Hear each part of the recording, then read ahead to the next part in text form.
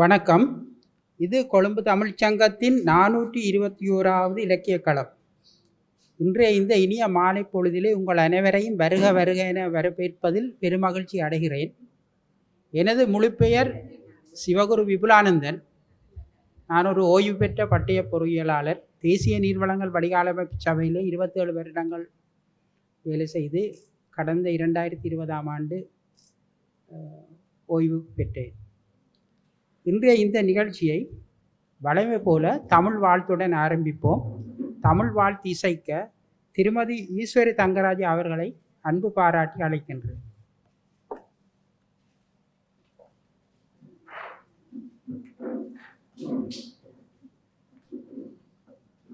வணக்கம்.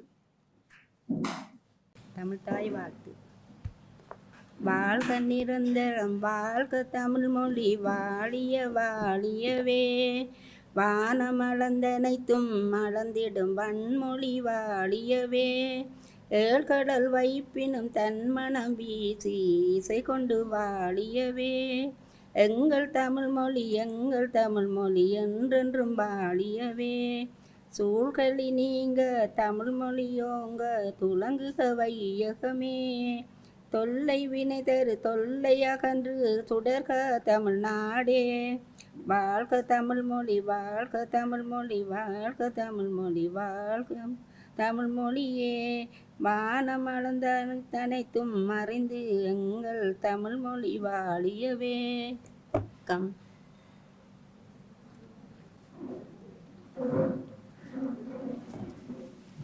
தமிழ் வாழ்த்து இசைத்த திருமதி ஈஸ்வரி தங்கராஜ் அவர்களுக்கு என்னுடைய நன்றிகள். சமய இலக்கியங்களும் சமூக விமோசனமும் என்ற இன்றைய தலைப்பிலான இந்த உரை எங்கள் எல்லோரையும் ஆழ்ந்து சிந்திக்க தோண்டும் ஒரு உரையாக அமையப் போகின்றது. ஆழ்ந்து சிந்திக்க வைப்பதோடு மட்டுமல்லாது எமது நாளாந்த இறை வழிபாட்டு செயற்பாடுகளிலே ஒரு நேர்மறையான மாற்றத்தையும் கொண்டு வரும் என்பது என்னுடைய அவாவும் எதிர்பார்ப்புமாகும். இறை வழிபாடு என்று நாங்கள் சொல்லும் பொழுது எமது தமிழ் சமூகத்திற்கு மறுக்கப்பட்ட அல்லது தற்பொழுது மறுக்கப்பட்டு கொண்டிருக்கின்ற இறை வழிபாட்டு உரிமைகளை பற்றியும் பேசித்தான் ஆக வேண்டும். இலங்கையும் இந்தியாவும் அந்நியர் ஆட்சி காலத்துக்கு உட்பட்டிருந்த காலத்திலே வட இந்தியாவில் எத்தனையோ இந்து கோவில்கள் இடித்து அழிக்கப்பட்டன. ஒப்பீட்டளவில் குறைவாக இருந்தாலும் தென்னிந்தியாவிலும் நமது சைவ கோவில்கள் கொள்ளையடிக்கப்பட்டன. அதே காலத்தில் ஒல்லாந்தர் ஆட்சி, போர்த்துகேசர் ஒல்லாந்தர் ஆட்சி காலங்களில் எங்களுடைய திருக்கேஸ்வரம் ஆலயமும் அழிக்கப்பட்டது. இவை கடந்த கால நிகழ்வுகள் என்று பார்த்தால் தற்போது கூட குருந்தூர் மலை, வெடுக்குநாரை மலை போன்ற இடங்களிலெல்லாம் எமது தமிழ் மக்களுக்கான வழிபாட்டு உரிமை மறுக்கப்பட்டு கொண்டிருக்கிறது. குருந்தூர் மலையிலே நீதி வழங்கிய நீதிபதி நாட்டை விட்டு ஓட வேண்டிய அவநிலைக்கு தள்ளப்பட்டார். சிவராத்திரி வழிபாடு நடத்த சென்ற ஆலய பூசகரும் பக்தர்களும் வெடுக்குநாரி மலையிலே கைது செய்யப்பட்டு விளக்கமறியல் வைக்கப்பட்டு இன்னொரு இடைஞ்சல்களுக்கு கொடுத்து பிறகு அவர்கள் விடுதலை செய்யப்பட்டார்கள். இப்படியான இந்த அவல நிலை எங்கள் சமுதாயத்தில் இப்பொழுதும் தொடர்ந்து கொண்டிருக்கிறது. எமது மக்களுடைய வழிபாட்டு உரிமை மட்டுமல்ல, எமது மக்களின் ஒரு பகுதியினராகிய மலைய தமிழரின் வாக்குரிமை கூட இலங்கை சுதந்திரமடைந்து சொற்ப காலங்களிலேயே பறிக்கப்பட்டது. கிட்டத்தட்ட 5 லட்சம் பேர் வரையான 5,20,000 பேர் வரையான மக்கள் நாடற்றவர்களாக்கப்பட்டு அவர்களுக்கு இந்திய குடிமை வழங்கும்படி செய்யப்பட்டது. ஏனென்றால் எங்களுடைய இன விகிதாச்சாரத்தை குறைக்க வேண்டும் என்ற பேரினவாதிகளின் திட்டத்தின்படி. அது மட்டுமோ எங்களுடைய இளைஞர்களுடைய உயர்கல்வி வாய்ப்புரிமையும் வடக்கிழங்கையிலே மறுக்கப்பட்டது. இனவாரி தரப்படுத்தல் மூலம் மறுக்கப்பட்டது. இந்த வாக்குரிமை, குடியுரிமை, கல்வி உரிமைகள் மட்டுமில்லாமல் வாழ்வுரிமை கூட பறிக்கப்பட்டது. காலாகாலமாக 1958ஆம் ஆண்டிலே நடைபெற்றது முதலாவது சிங்கள தமிழ் இனக்கலவரம், பிறகு 1977, அதைத் தொடர்ந்து 1981 மலையகத்திலே நடந்த பெரிய கலவரம், பின்பு நாடு தழுவிய ரீதியில் 1983 நடைபெற்ற கலவரங்கள், இவற்றிலெல்லாம் நூற்றுக்கணக்கில் மக்கள், தமிழ் மக்கள் கொன்றொழிக்கப்பட்டார்கள். இவை எல்லாவற்றிற்கும் சிகரம் வைத்தால் போல் 2009 ஆண்டு நூற்றுக்கணக்கில் அல்ல, ஆயிரக்கணக்கில் அல்ல, இலட்சக்கணக்கில், கிட்டத்தட்ட 1,50,000 மேற்பட்ட மக்கள் யுத்தத்தின் ஓரப்பிடியில் சிக்கி கொடூர மரணத்தை சந்தித்தார்கள். இது மட்டுமோ, கொத்து கொத்தாக மரணித்தது யுத்தத்தினால் மட்டுமல்ல, சுனாமி பேரலையிலேயும் எங்கட மக்கள் கொத்து கொத்தாக அழிந்தார்கள். கொரோனா பெருந்தொற்றிலும் அவ்வாறே ஒரு கொத்து மரணம் நிகழ்ந்தது.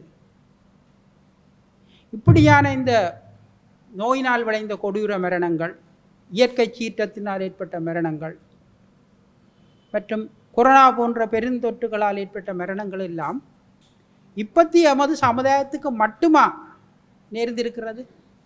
இல்லை. எமது மூதாதையர் காலத்திலுமே இந்த சுனாமி பேரலை வந்திருக்கிறது. பழைய தமிழ்ச்சங்கங்கள் எல்லாம் அழிந்ததுக்கு கொடுங்கடல் என்று சொல்லப்படுகிற, வளைந்த கடல் என்று சொல்லப்படுற சுனாமிக்கு பேரே கொடுங்கடல் என்ற மாதிரி தான் அந்த இலக்கியங்களே சொல்லப்படுது. ஆனால் இப்படியான இந்த அவல நிலைக்கு எமது மூதாதையர்கள் உட்பட்டிருந்த நேரத்திலே அவர்கள் அந்த சூழ்நிலைகளை எப்படி கையாண்டார்கள்? அவர்களுக்கு வழிகாட்டியாக விளங்கிய சமயகுரவர்கள் தங்களுடைய சொந்த விமோசனத்துடன் மட்டுமே நின்று விட்டார்களா, அல்லது சமுதாய முன்னேற்றத்தையும் சிந்தித்து தங்களோடு சார்ந்த சிவனடியார்களையும் ஈடேற்றினார்களா என்றது நாங்கள் சிந்தித்து பார்க்க வேண்டும். திருஞான சம்பந்தருடைய கல்லூர் பெருமணத்துக்கு சென்ற அவ்வளவு மக்களும் அந்த சோதியோடே கலந்தார்கள் என்று சொல்லப்படுகிறது. அது மாதிரி எங்களுடைய இலக்கியங்களை எடுத்துக்கொண்டால், புராணங்களை எங்களுடைய இலக்கியத்திலே சேர்த்து கொள்ளுவமாக இருந்தால், பகீரதன் என்ற மன்னன் செய்த பிரியத்தினத்தினால் அவனுடைய சந்ததிகள் அனைத்துக்கும், அவன் தனியொரு மனிதனாக செய்த அந்த கடும் தவத்தின் மூலமாக அவனுடைய சந்ததி அத்தனையுமே கங்கை நீரில் கொண்டு வரப்பட்டு அவனுடைய சந்ததி முழுக்க ஈடேற்றம் அடைந்தது. இவ்வாறு நம்முடைய மூதாதையர்கள் ஒரு வழியை காட்டி சென்றிருக்கிறார்கள். அவர்கள் காட்டிய வழி எங்களுடைய சமய இலக்கங்களே பரவியும் விரவியும் கிடக்கின்றன. இவற்றை நாங்கள் ஆழ்ந்து சிந்திக்க வேண்டும். இப்பொழுது அவர்கள் தங்களுடைய விமோசனத்துக்கு மட்டும் பாடுபடவில்லை, தங்களுடைய சார்ந்த சமூகத்தின் விமோசனத்துக்கும் பாடுபட்டார்கள் என்றதே உண்மை. இப்பொழுது நாங்கள் இந்த சூழ்நிலையிலே செய்ய வேண்டியது என்ன? செய்யத்தக்கது எது, செய்யப்பாலது எது என்றதை சிந்திக்க வேண்டிய ஒரு தீர்மானகரமான கட்டத்தில் இப்பொழுது இருக்கின்றோம். இந்த கேள்விகள், இப்பொழுது நாங்கள் என்ன செய்ய வேண்டும் என்ற இந்த மிக முக்கியமான இந்த வினாவுக்கு விடையளிக்கும் முகமாக இன்றைய பேச்சாளராக திரு தங்கமயில் அவர்கள் இங்கு வந்திருக்கின்றார்கள். திரு தங்கமயில் அவர்கள் ஒரு ஓய்வு பெற்ற பொறியியலாளர். கொழும்பு மாநகர சபையிலே எந்திரவியல் பணிப்பாளராக கடமையாற்றி ஓய்வு பெற்றிருக்கின்றார். அவர் ஒரு சட்டத்தரணியும் கூட. அவர் எந்திரவியல் பணிப்பாளராக இருந்த காலத்திலேயே உலகத்திலேயே மட்டும் பெரிய வளர்ந்துபட்ட நாடுகளிலேயே மட்டும் பரிசீலிக்கப்பட்டு நடைமுறைப்படுத்தப்பட்ட கழிவிலிருந்து மின்சாரம் தயாரிக்கும் அந்த திட்டத்தினை எவ்வளவோ பலத்த எதிர்ப்புகளுக்கு மத்தியில் நிறைவேற்றி தன்னுடைய விடாப்பிடித்தனமாக செய்து அதை நிறைவேற்றி வெற்றிகரமாக நிறைவேற்றி காட்டியவர். அது அவருடைய ஒரு சாதனை திட்டம் என்றே சொல்லலாம். ஏனென்றால் அவர், எல்லோரும் நாங்கள் சொல்லுவோம், செத்து கொடுத்தான் சீதகாதி என்று. அது ஒரு வள்ளல் இருந்தான், அவனுடைய பேர் சித்தகாதி. அவன் செத்த பிறகும் அவனுடைய கல்லறைக்கு போன ஒரு புலவனுக்கு அந்த செத்த கல்லறையிலிருந்து கை வந்து ஒரு பரிசை கொடுத்ததாக சொல்லுவார்கள், செத்தும் கொடுத்த சீதகாதி என்று. தங்கமயில் ஐயா அவர்கள் ஓய்வு பெற்றாலும் அவர் நடத்திய அந்த திட்டத்தின் காரணமாக கொழும்பு மாநகர சபை வருடாந்தம் 5,000 மில்லியன் ரூபாவை சேமிக்கிறது. இதற்கு முதல் அந்த ப்ளூமெண்டல் குப்பை மேடு ஒரு தீராத தலைவலியாக சமுதாயத்துக்கும் மக்களுக்கும் அரசியல்வாதிகளுக்கும் ஒரு பெரிய பேசுபொருள். எந்த ஒரு எந்திரவியல் எந்த ஒரு செமினார்லேயோ ஒரு ஒர்க் ஷாப்லேயோ புறத்திலேயோ இந்த ப்ளூமெண்டல் குப்பையை பற்றி கதைக்காத நாளே இல்லை. ஆனால் இவ்வளவு இந்த தீராத தலைவலிக்கு அவர் தீர்வு தந்தது அவருடைய தனி சொந்த முயற்சி. உண்மையிலே அவர் அதற்கு சொல்லுவார், தன்னுடைய சொந்த வாழ்க்கையிலேயே இறையருளால் தான் எவ்வளவோ பெற்றிருக்கிறேன் என்று. அது மட்டுமல்ல, இந்த இந்த முழுமெண்டல் இந்த குப்பை திட்டத்துக்கும் கூட அவருடைய அந்த இறையருளைத்தான் அவர் நம்பியிருந்ததாக கூறுவார். இப்பேற்பட்ட பெருமைக்குரிய தங்கமலை ஐயா அவர்களுக்கு எனக்கு நன்கு பரிச்சயமானவர். அவர் என்னுடைய ஊரை சேர்ந்தவர். எனக்கு கணித 2 அந்த காலத்திலே பிரயோக கணிதம் தூய கணிதம் 2க்கும் அவர்தான் பிரத்யேக ஆசிரியராக இருந்தார். அவரின் காரணமாகத்தான் நான் டபுள் மேத்ஸிலே எடுத்து மொரட்டுவை பல்கலைக்கழகத்துக்கு இன்ஜினியரிங் என்டர் பண்ணினேன். அப்பேற்பட்ட ஒரு ஆசான் இந்த இடத்திலே எங்கள் முன் சமய இலக்கியங்களும் சமூக முன்னேற்ற விமோச்சனம் என்ற பொருளில் உரையாற்ற வந்திருக்கிறார். அவர் தன்னுடைய உரைக்கு முன்னதாக அவர் உண்மையிலேயே இப்பொழுது ஒரு கடந்த 2023ஆம் ஆண்டு ஜனவரி மாதம் 11ஆம் தேதி இதே தமிழ்ச்சங்கத்திலே வினோதன் ஹோலிலே நாங்கள் ஒரு 18 பேர் ஒன்று கூடி ஒரு வேலை திட்டத்தை ஆரம்பித்தோம். எங்களில் தமிழ் மக்களுடைய ஒற்றுமைக்கும் விமோசனத்துக்கு நாங்கள் ஒரு பிரார்த்தனை இயக்கத்தை தொடங்குவோம் என்று ஆரம்பித்து அது கிட்டத்தட்ட 1 வருஷத்துக்கு மேலாக நடந்து கொண்டு வருகிறது. அதை பற்றின விளக்கங்களையும் அவர் தன்னுடைய உரையிலே உரையாற்றுவார். அவர் தன்னுடைய உரையை தொடங்கும் பொழுது ஒரு தேவார பண்ணுடன் தொடங்குவதாக சொன்னார். தயவுசெய்து எல்லோரும் எழுந்திருந்து அவருடைய அந்த உரையை செவிமடுக்குமாறு கேட்கிறேன். திரு தங்கவேல் அவர்களை உரையாற்ற வருமாறு அழைக்கிறேன்.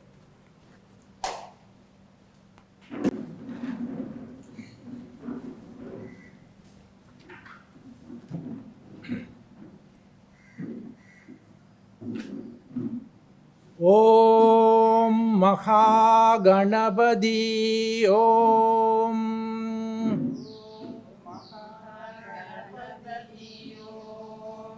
ஓம் மகா கணபதி ஓம்.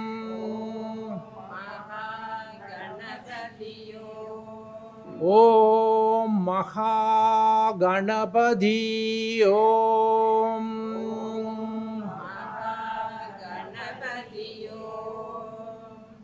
சலம்பூவொடு தூபம் மறந்தறியேன், தமிழோடிசை பாடல் மறந்தறியேன், நலம் தீங்கிலும் உன்னை மறந்தறியேன், உன்னாமம் என்னாவில் மறந்தறியேன், உலந்தார்தலையில் பலி கொண்டுழல்வாய், உடலுள்ளொரு சூலை தவிர்த்தருள்வாய், அலந்தேனடியேன் அதிகை கடில விரட்டான துறையம்மானே.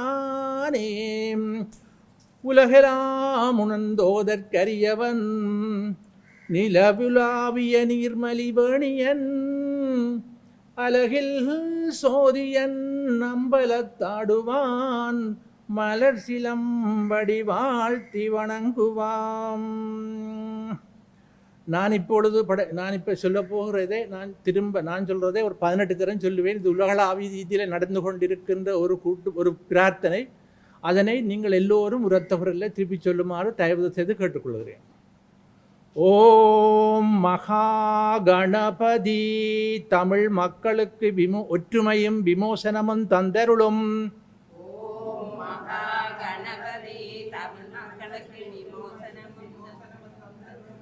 ஓம் மகா கணபதி தமிழ் மக்களுக்கு ஒற்றுமையும் விமோசனமும் தந்தருளும்.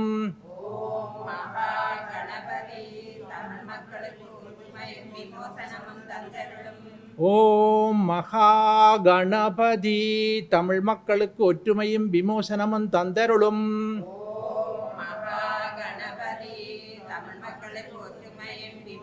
தந்தருளும்.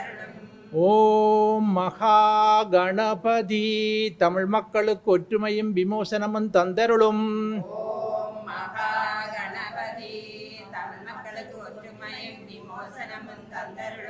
ஓம் மகா கணபதி தமிழ் மக்களுக்கு ஒற்றுமையும் விமோசனமும் தந்தருளும்.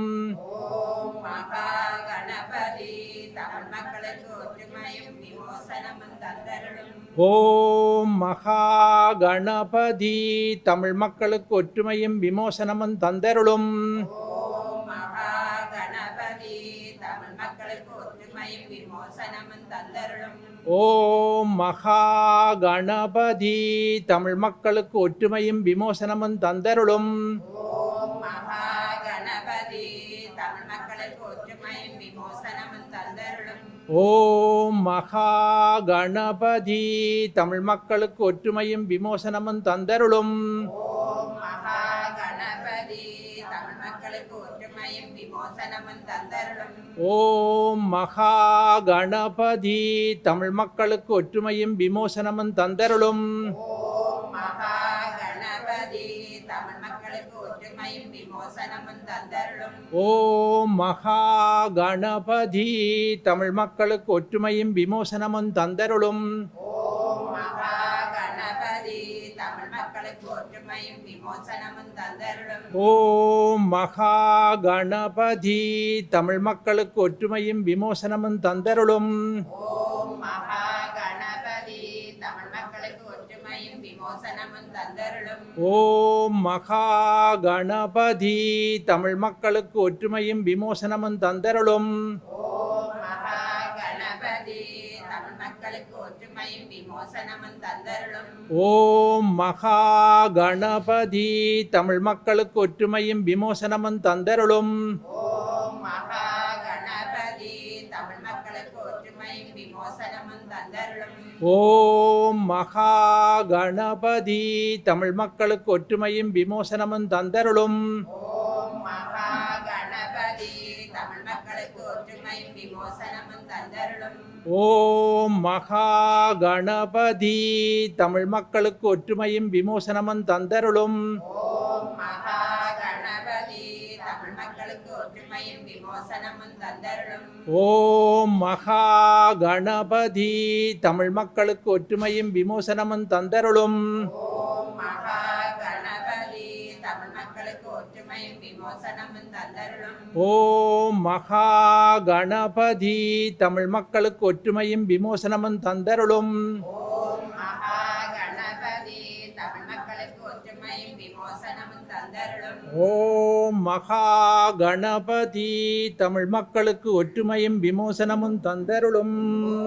மகா கணபதி தமிழ் மக்களுக்கு ஒற்றுமையும் விமோசனமும் தந்தருளும். நன்றி. தமிழ் மக்களின் விமோசனத்துக்கு சமய இலக்கியங்கள் ஆற்றிய பங்கு என்ன என்பதை பற்றி ஆராய்வோம். தலைவர் குறிப்பிட்டது போல தற்பொழுது ஆலயங்களுக்குள்ளும் ஆக்கிரமிப்பை நாங்கள் எதிர்நோக்கும் காலம் இது. இத்தகைய இடைஞ்சல் துன்பங்களை சமயகுரவர்கள் சந்திக்கவில்லையா? சமயகுரவர்கள் இப்படியான இடைஞ்சலை சந்திக்கும் போது என்ன செய்தார்கள்? யாரை நாடினார்கள்? திருநாவுக்கரசர் சந்திக்காத இடரா துன்பங்களா? மருணிக்கியார் என்ற பெயரோடும் வாகீசர் என்றும் திருநாவுக்கரசர் என்றும் பல்வேறு நாமங்களால் அழைக்கப்பட்ட திருநாவுக்கரசர் சிறு வயதிலேயே தாய் தந்தையரை இழந்திருந்தார். தனது தமக்கையாரின் ஆதரவோடு அவர் வாழ நேர்ந்தது. விதிவசத்தால் அவர் சமண சமய பள்ளிகளில் கல்வி கற்க நேர்ந்தது. சமணர்கள் அவருடைய விற்பன்னத்தை அறிந்து தங்கள் ஆச்சாரியராக அவரை ஏற்றுக்கொண்டு தருமசேனர் என்று பெயரிட்டு வழங்கி வந்தனர். தனது தம்பி சமண சமயத்தில் போய் சிக்கிக்கொண்டானே என்று தவித்து கொண்டிருந்த திலகவதியார் யாரிடம் போவார்? வீரட்டானத்து ஈஸ்வரனிடம் போய் முறையிடுகிறார். விளைவு என்ன? தருமசேனருக்கு வயிற்றிலே தீராத சூல நோய் ஏற்படுகிறது. அதனால் துன்புற்று அல்லலுறுகிறார். சமணர்களால் அவரை காப்பாற்ற முடியவில்லை. ஆற்றனா வயிற்று வலியால் துன்புற்று கொண்டு திருநாவுக்கரசர் தனது தமக்கையாரிடம் வந்து சரணடைகிறார். தமக்கையாருக்கு வழி கொடுப்பது யார்? தம்பியையும் அழைத்து கொண்டு வீரட்டான இறைவனிடம் போய் அவர்கள் இருவரும் சரணடைகிறார்கள். அப்பொழுது இறைவனை நோக்கி திருநாவுக்கரசர் கூற்றாயினவாறு விலகாகிலீர் கொடுமை பல செய்தன நான் அறியேன் என தொடங்குகின்ற திருவீரட்டானத்து திருப்பதிகத்தை பாடி அழுது புலம்பி நின்றார். இறைவன் அருளால் அவரது சூல நோய் நீங்கியது. இவ்விடயங்கள் எல்லாவற்றையும் கேள்விப்பட்ட சமணர்கள் ஆத்திரமடைந்தார்கள். திருநாவுக்கரசரை இழுத்து கொண்டு போய் சமணரான பல்லவ அரசனிடம் கொடுத்து அவருக்கு தண்டனை வழங்குமாறு கேட்கிறார்கள். சமண அரசனோ அவரை சுண்ணாம்பு காலவாயில் போட்டு மூடிவிடும்படி உத்தரவிடுகிறான். சுண்ணாம்பு காலவாயில் மூடப்பட்டிருந்த திருநாவுக்கரசர் யாரை நாடுவார்? அரசியல்வாதிகளை தேடினாரா? இல்லை. அவருக்கு இறைவன் மட்டுமே. அவர் நம்பியது இறைவனை மட்டுமே. அவர் மாசில் வீணையும் மாலை மதியமும் வீசு தென்றலும் வீங்கிளவேனிலும் என தொடங்குகிற திருப்பதியத்தை படித்து ஈசன் எந்தை இணையளி நிழலே என்று சரண் புகுந்தார். அந்த சுண்ணாம்பு காலவாய் அவருக்கு பொய்கையாக மாறியது. 7 நாட்கள் கழித்து கதவை திறந்து பார்த்த சமணர்களுக்கும் அரசனுக்கும் நடந்ததை நம்பவே முடியவில்லை. சமணர்கள் அதற்கு விளக்கம் கொடுக்கிறார்கள். எங்களுடன் கற்ற கல்வியின் மூலமாகத்தான் இவன் மந்திர மாயங்கள் செய்து தப்பி இருக்கிறான். இவனை இத்துடன் விடக்கூடாது, இவனுக்கு மேலதிக தண்டனை வழங்க வேண்டும் என்று கேட்கிறார்கள். அரசனோ பட்டத்து யானையை ஏவி அவனை கொன்று விடுங்கள் என்று உத்தரவிடுகிறார். பட்டத்து யானை வருகிறது. திருநாவுக்கரசர் பட்டத்து யானையை பார்த்து பயந்தாரா? கண்ணை மூடுகிறார். உலகமெல்லாம் பரந்திருக்கிற இறைவன் அவருக்கு முன்னாலேயே தோன்றுகிறார். இறைவனை வணங்கி சுண்ணவன் சந்தன சாந்தும் என்ற திருப்பதியங்களை படித்து இறைவனை வணங்கி நின்றார். பட்டத்து யானை அவரை சுற்றி வந்து அவரை வணங்கிவிட்டு திரும்பி சென்றது. காவலர்கள் அங்குசத்தினாதனுடைய காதை திருகி பட்டத்து யானையை திரும்பவும் ஏவுகிறார்கள். பட்டத்து யானை அந்த காவலர்களை இழுத்து காலால் மிதித்து விட்டு விலகி செல்லுகிறது. இறைவனை நம்பி திருநாவுக்கரசர் பெற்ற விமோசனம் இது. இறுதியாக இவனை கொல்வதற்கு ஒரே வழி, கற்றூணிலே கட்டி இவனை கடலில் அமிழ்த்தி விடுவோம் என்று கேட்டு அரசன் அதற்குரிய ஆணையை இடுகிறான். கற்றூணில் கட்டியவரை கடலிலே தாழ்க்கிறார்கள். திருநாவுக்கரசர் யாரிடம் போவார்? திரும்பவும் அந்த ஈசனையே வணங்கி சொற்றுணை வேதியன் சோதிவானவன் பொற்றுணை திருந்தடி பொருந்த கைதொழ என்று தேவாரத்தை படித்து நற்றுடையாவது நமச்சிவாயவே என்று முடிகின்ற அந்த தேவார திருப்பதியத்தை படித்து அவர் நமச்சிவாய நாமத்தையே உரைத்து கொண்டிருந்தார். கட்டுகள் அவிழ்ந்தன. அந்த கற்றூன் தெப்பமாக மிதந்தது. அவர் சுகமாக கரை சேர்ந்தார். இது எல்லாவற்றையும் பார்த்து கொண்டிருந்த அரசனுக்கு மனமாற்றம் ஏற்பட்டது. இறைவனிடம் நாவுக்கரசருடன் சரண் புகுகிறான். அதன் மூலமாக நாவுக்கரசருக்கு மட்டுமா விமோசனம் கிடைக்கிறது? இல்லை, அரசனுக்கும் அந்த நாட்டு மக்களும் விமோசனம் பெறுகிறார்கள். அதன் பிறகு அவர் திருத்தூங்காமடம் என்னும் ஆலயத்துக்கு போய் இறைவனிடம் வேண்டுகிறார். இந்த சமணர் சேர்க்கையால் மாசுபடைந்த இந்த உடம்பை தூய்மைப்படுத்த இறைவா உனது சிவ சின்னங்களை என்னிடம் பொறித்துவிடும் என்று கேட்டு அவர் தூங்கி விடுகிறார். நித்திரையிலேயே பூதங்களால் அவருடைய தோளிலே சிவசின்னங்களான திரிசூலமும் விடையும், விடை என்று சொல்கிறது நாங்கள் எருது, அதுவும் பொறிக்கப்படுகின்றன அவர் தோளிலே. இன்றைக்கு நாங்கள் விடைக்கொடியை கோயில்கள் எல்லாம் பார்க்கிறோம். இப்படி சில உதாரணங்களைத்தான் நான் சொல்லுகிறேன். அவர்களுடைய சாதனைகள் முழுக்க உங்களுக்கு தெரியும். இனி அடுத்து திருஞான சம்பந்தன் என்ற சிறு குழந்தை செய்த அற்புதங்களை, சில அற்புதங்களை நான் என்னுடைய கருப்பொருளுக்கு ஆதாரமாக எடுக்கிறேன். திருஞான சம்பந்தர் வாழ்ந்ததோ 16 ஆண்டுகள் மட்டுமே. அப்போ இருக்கும் வரை அவன் சிறுவன்தான்.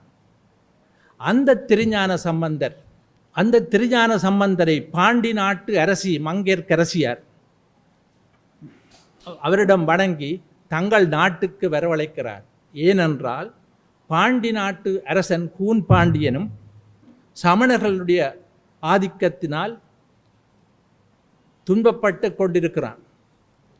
அவன் துன்பமென்று ஏற்றுக்கொண்டானோ இல்லையோ அவன் துன்பப்பட்டு கொண்டிருக்கிறான்.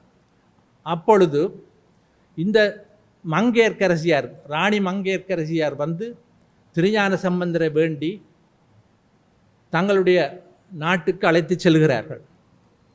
சென்று அப்பொழுது நடந்த முழு விவரங்களையும் சொல்ல போனால் என்னுடைய உரை நீண்டு கொண்டு போகும். மறுபடியாக சுருக்கமாக சொல்லுகிறேன். கூன் பாண்டியனுக்கு வெப்பு நோய் உண்டாகிறது. அந்த வெப்பு நோயை தீர்க்க சமணர்களால் முடியவில்லை. திருஞான சம்பந்தர் அந்த வெப்பு நோயை நீக்கி அந்த கூன் பாண்டியனை நிமிர வைக்கிறார். இப்படி ஆன இதுகள் செய்ததன் மூலம் இதனுடைய மேலதிக அவருடைய சாதனை, அவர் அந்த வாதில் வென்றது அப்படியான கதைகள் எல்லாம் அதில் இருக்கிறது. நான் முழுக்க சொல்லவில்லை. அன்றிலிருந்து பாண்டிய நாட்டு மக்களும் சமண சமயத்தை விட்டு நீங்கி சைவ சமயத்தை தழுவுகிறார்கள். அப்போ இப்படியான இந்த சிறு குழந்தை செய்த அற்புதத்தால் விமோசனம் பெற்றது அந்த ஞான சம்பந்தரா? இல்லை. அந்த விமோசனம் பெற்றது அந்த அரசரும் அந்த நாட்டு மக்களும். இது ஒரு உதாரணம். இதே சிறு குழந்தை செய்த இன்னும் ஒரு அற்புதத்தை பாருங்கள். அவர் திருவொற்றியூர் என்ற ஆலயத்துக்கு வருகின்றார் என்று கேள்வியிட்டு ஒரு தாயும் தந்தையும் சிறு வயதிலேயே தங்களுடைய பாம்பு தீண்டி இறைந்த தங்கள் குழந்தையினுடைய சாம்பரையும் எலும்பையும் ஒரு குடத்திலிட்டு கொண்டு வந்து திருஞான சம்பந்தரிடம் சமர்ப்பிக்கிறார்கள். இதில் நாங்கள் அவதானிக்க வேண்டிய பல விடயங்கள் இருக்கின்றன. முதலாவது, ஒரு ஆரம் இறந்தவுடன் அந்த சாம்பலையும் எலும்பையும் ஆற்றிலோ கடலிலோ கரைப்பதுதான் வழக்கம். ஆனால் அந்த தாயின் தந்தையரும் அதை பத்திரப்படுத்தி ஒரு குடத்தில் வைத்து திருஞான சம்பந்தரிடம் கொண்டு வருகிறார்கள். இதனுடைய அர்த்தம் என்ன? அவர்களுக்கு தங்கள் குழந்தைக்கு விமோசனம் கிடைக்கும் என்ற நம்பிக்கை இருந்திருக்கிறது. நம்பிக்கை நம்பிக்கை நம்பிக்கை அது இருந்தபடியால் தான் அந்த சாம்பரையும் எலும்பையும் குடத்திலிட்டு பத்திரப்படுத்தி திருஞான சம்பந்தர் வரும்போது அவருடைய காலடியில் சமர்ப்பிக்கிறார்கள். அது முதலாவது. அடுத்து திருஞான சம்பந்தர் என்ன செய்கிறார்? நாங்கள் கவனிக்க வேண்டிய முக்கியமான விடயங்கள். அந்த கோயிலில் உள்ள ஒரு இறைவன் சிவபெருமான் வேறு, இந்த கோயிலுள்ள சிவபெருமான் வேறு என்று தப்பபிப்பிராயங்கள் எல்லாத்தையும் களைவதற்காக திருஞான சம்பந்தர் திருவொற்றியூருள்ள சிவபெருமானை வணங்கி, அங்கே மூலஸ்தானத்தில் இருப்பது சிவலிங்கம். அந்த சிவலிங்கத்தில் எங்களுடைய நாயன்மார் காண்பது கல்லே அல்ல. ஒரு நாயனார் சொல்லுகிறார், நாயனார்கள் பாடிய தேவாரங்கள் அலங்கார வார்த்தைகளுக்காக படிக்கப்பட்டவை அல்ல. ஒரு நாயனார் சொல்லுகிறார், அதே சிவலிங்கத்துக்குள்ள என்னத்தை காணுகிறார்? குனித்த புருவமும் கொவ்வை செவ்வாயில் குமுன் சிரிப்பும் பனித்த சடையும் பவளம் போல் மேனியில் பால் வெண்ணீரும். அவர் அந்த சிவலிங்கத்துக்குள்ளே அந்த நாயனார் காண்பது அதைத்தான். குனித்த புருவத்தோடையும் கொவ்வை செவ்வாயில் குமுன் சிரிப்போடையும் பனித்த சடையும் பவளம் போல் மேனியில பால் வெண்ணூற உள்ள இறைவனைத்தான் அவர்கள் காண்கிறார். இன்னொரு நாயனார் படிக்கிறார், பவளமால் வரையை பனிபடந்தரையதோர் படரொளி தரு திருநீரும். அந்த இறைவனுடைய தோற்றத்தை அவர் காண்கிறார். எப்படி?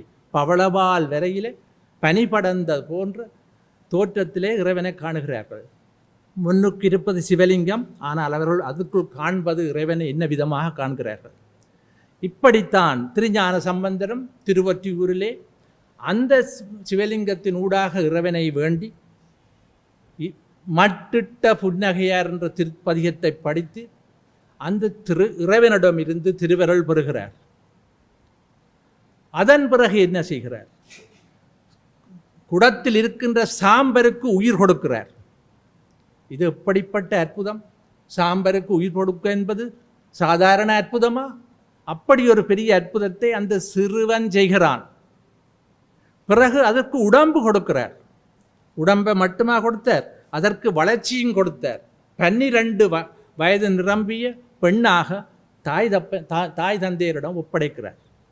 இது ஒரு சிறுவன் இறைவனை நம்பி பெற்ற திருவருளால் செய்த அற்புதம் இது. இதே திருஞான சம்பந்தரும் திருநாவுக்கரசரும் இன்னொரு திருத்தலத்திலே சந்திக்கிறார்கள். அந்த திருத்தலத்தின் பேர் திருவேளிமிழலை. திருவேளிமிழலையிலே அவர்கள் தங்கியிருக்கிற காலத்திலே நாட்டிலே பெரிய பஞ்சம் ஏற்படுகிறது. உணவின்றி மக்கள் துன்பப்பட்டு கொண்டிருக்கிறார்கள். அப்பொழுது திருஞான சம்பந்தரும் திருநாவுக்கரசரும் திருவேளிமிழலையில் வீற்றிருந்த இறைவனை வேண்டி படிக்காசு பெறுகிறார்கள். அந்த படிக்காசை மக்களுக்கு நாளாந்தம் கொடுத்து அவர்களுடைய பஞ்ச காலத்திலே அவர்களுடைய பட்டினியை நீக்குகிறார்கள். திரும்பவும் மழை பெய்து அந்த நாட்டிலே பயிர்கள் முளைத்து பஞ்சம் நீங்கும் வரையும் அந்த திருத்தலத்திலே அவர்கள் இருவரும் தங்கி இருந்து இந்த பணியை செய்துவிட்டுத்தான் திருவேளிமிழலையை விட்டு அவர்கள் விலகுகிறார்கள்.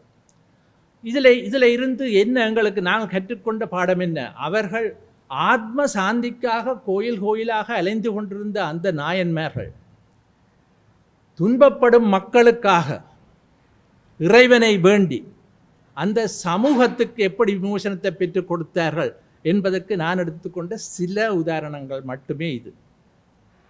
இதற்கு பிறகு திருநாவுக்கரசர் செய்த ஒரு அற்புதம், அது உண்மைக்கு தற்காலத்திலேயும் அதனுடைய பிரயோசனம் நான் பின்னடிக்கு பேசுவேன். திருநாவுக்கரசர் திருவாவடுதுறை ஆதீனத்தில் தங்கியிருக்கிற காலத்திலே அவரது தந்தையாரான சிவபாத விருதியர் அவரை நாடி வருகிறார். வந்து தனது ஆலய திருப்பணிக்கு பொருளுதவி பெற்றுத்தரும்படி தனது மகனான அந்த சிறுவனிடம் கேட்கிறார்.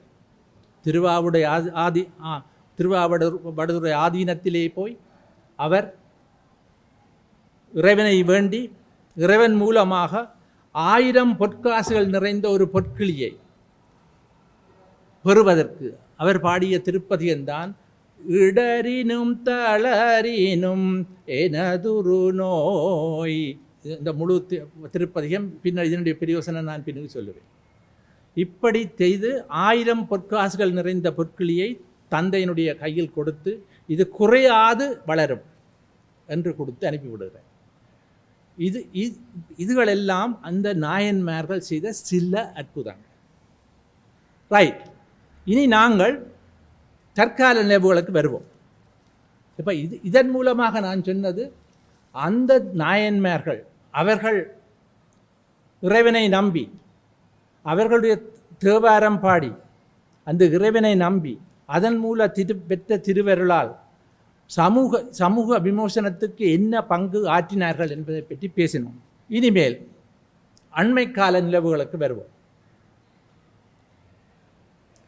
குமரிக்கண்ட காலத்திலிருந்து இன்று வரை என்றென்றெல்லாம் நாங்கள் மனித பலத்தை நம்பியிருந்தோமோ அந்த காலங்களெல்லாம் எங்கள் வாழ்வு வீழ்ச்சியை நோக்கி போய்கொண்டே இருந்தது. என்றெல்லாம் இறைவனை நம்பியிருந்தோமோ அது ஏற்றத்தை கொடுத்திருந்த காலம். பாண்டியராக இருக்கலாம், சோழராக இருக்கலாம். ராஜராஜ சோழன் கோலோச்சிய காலம் என்றது அவன் இறைவனை நம்பி இருந்த காலம். ஒரு சில உதாரணங்கள் தான் சொல்லுகிறேன். அப்படி இருக்கும் பொழுது நாங்கள் என்ன செய்கிறோம்? தற்காலத்தில் நாங்கள் என்ன செய்கிறோம்? மனிதரை நம்பினோம், இறைவனை மறந்தோம். மனிதரை நம்பினோம், இறைவனை மறந்தோம். திரும்பவும் சொல்லுகிறேன், மனிதரை நம்பினோம், இறைவனை மறந்தோம். நாங்கள் அப்படியான காலத்திலே மகாத்மா காந்தி செய்த ஒரு அற்புதத்தை பாருங்கள். மகாத்மா காந்தி 500 வருடங்களாக யாராலும் அசைக்க முடியாத இருந்த மேலத்தைய ஆட்சியாளர்களின் இறுதியாக பிரிட்டிஷ் சாம்ராஜ்யத்தை ஒரு மகாத்மா காந்தியால் எப்படி வெற்றி கொள்ள முடிந்தது? சிந்தித்து பாருங்கள். இது உங்களை சிந்திக்காகத்தான் சொல்கிறேன். மகாத்மா காந்தி செய்தது என்ன? அவர் செய்தது கூட்டு பிரார்த்தனையே. அவர் கூட்டிய கூட்டங்களெல்லாம் ரகுபதி ராகவ ராஜாராம் பதித பாவன சீதாராம், அது முழுக்க அப்படி போய்க்க இப்போவும் யூடியூப்பில் அந்த படம் எல்லாம் இருக்கு. பிறகு வந்தே மாதரம் வந்தே மாதரம் என்று அதுகளும் போய்கொண்டிருக்கும்.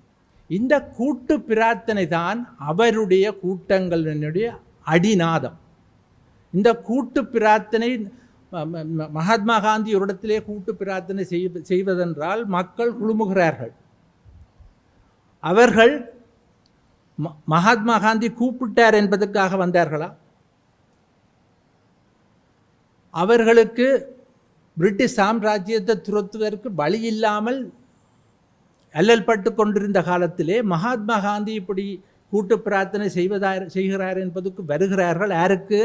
மகாத்மா காந்தி கூப்பிட்டதற்காகவா?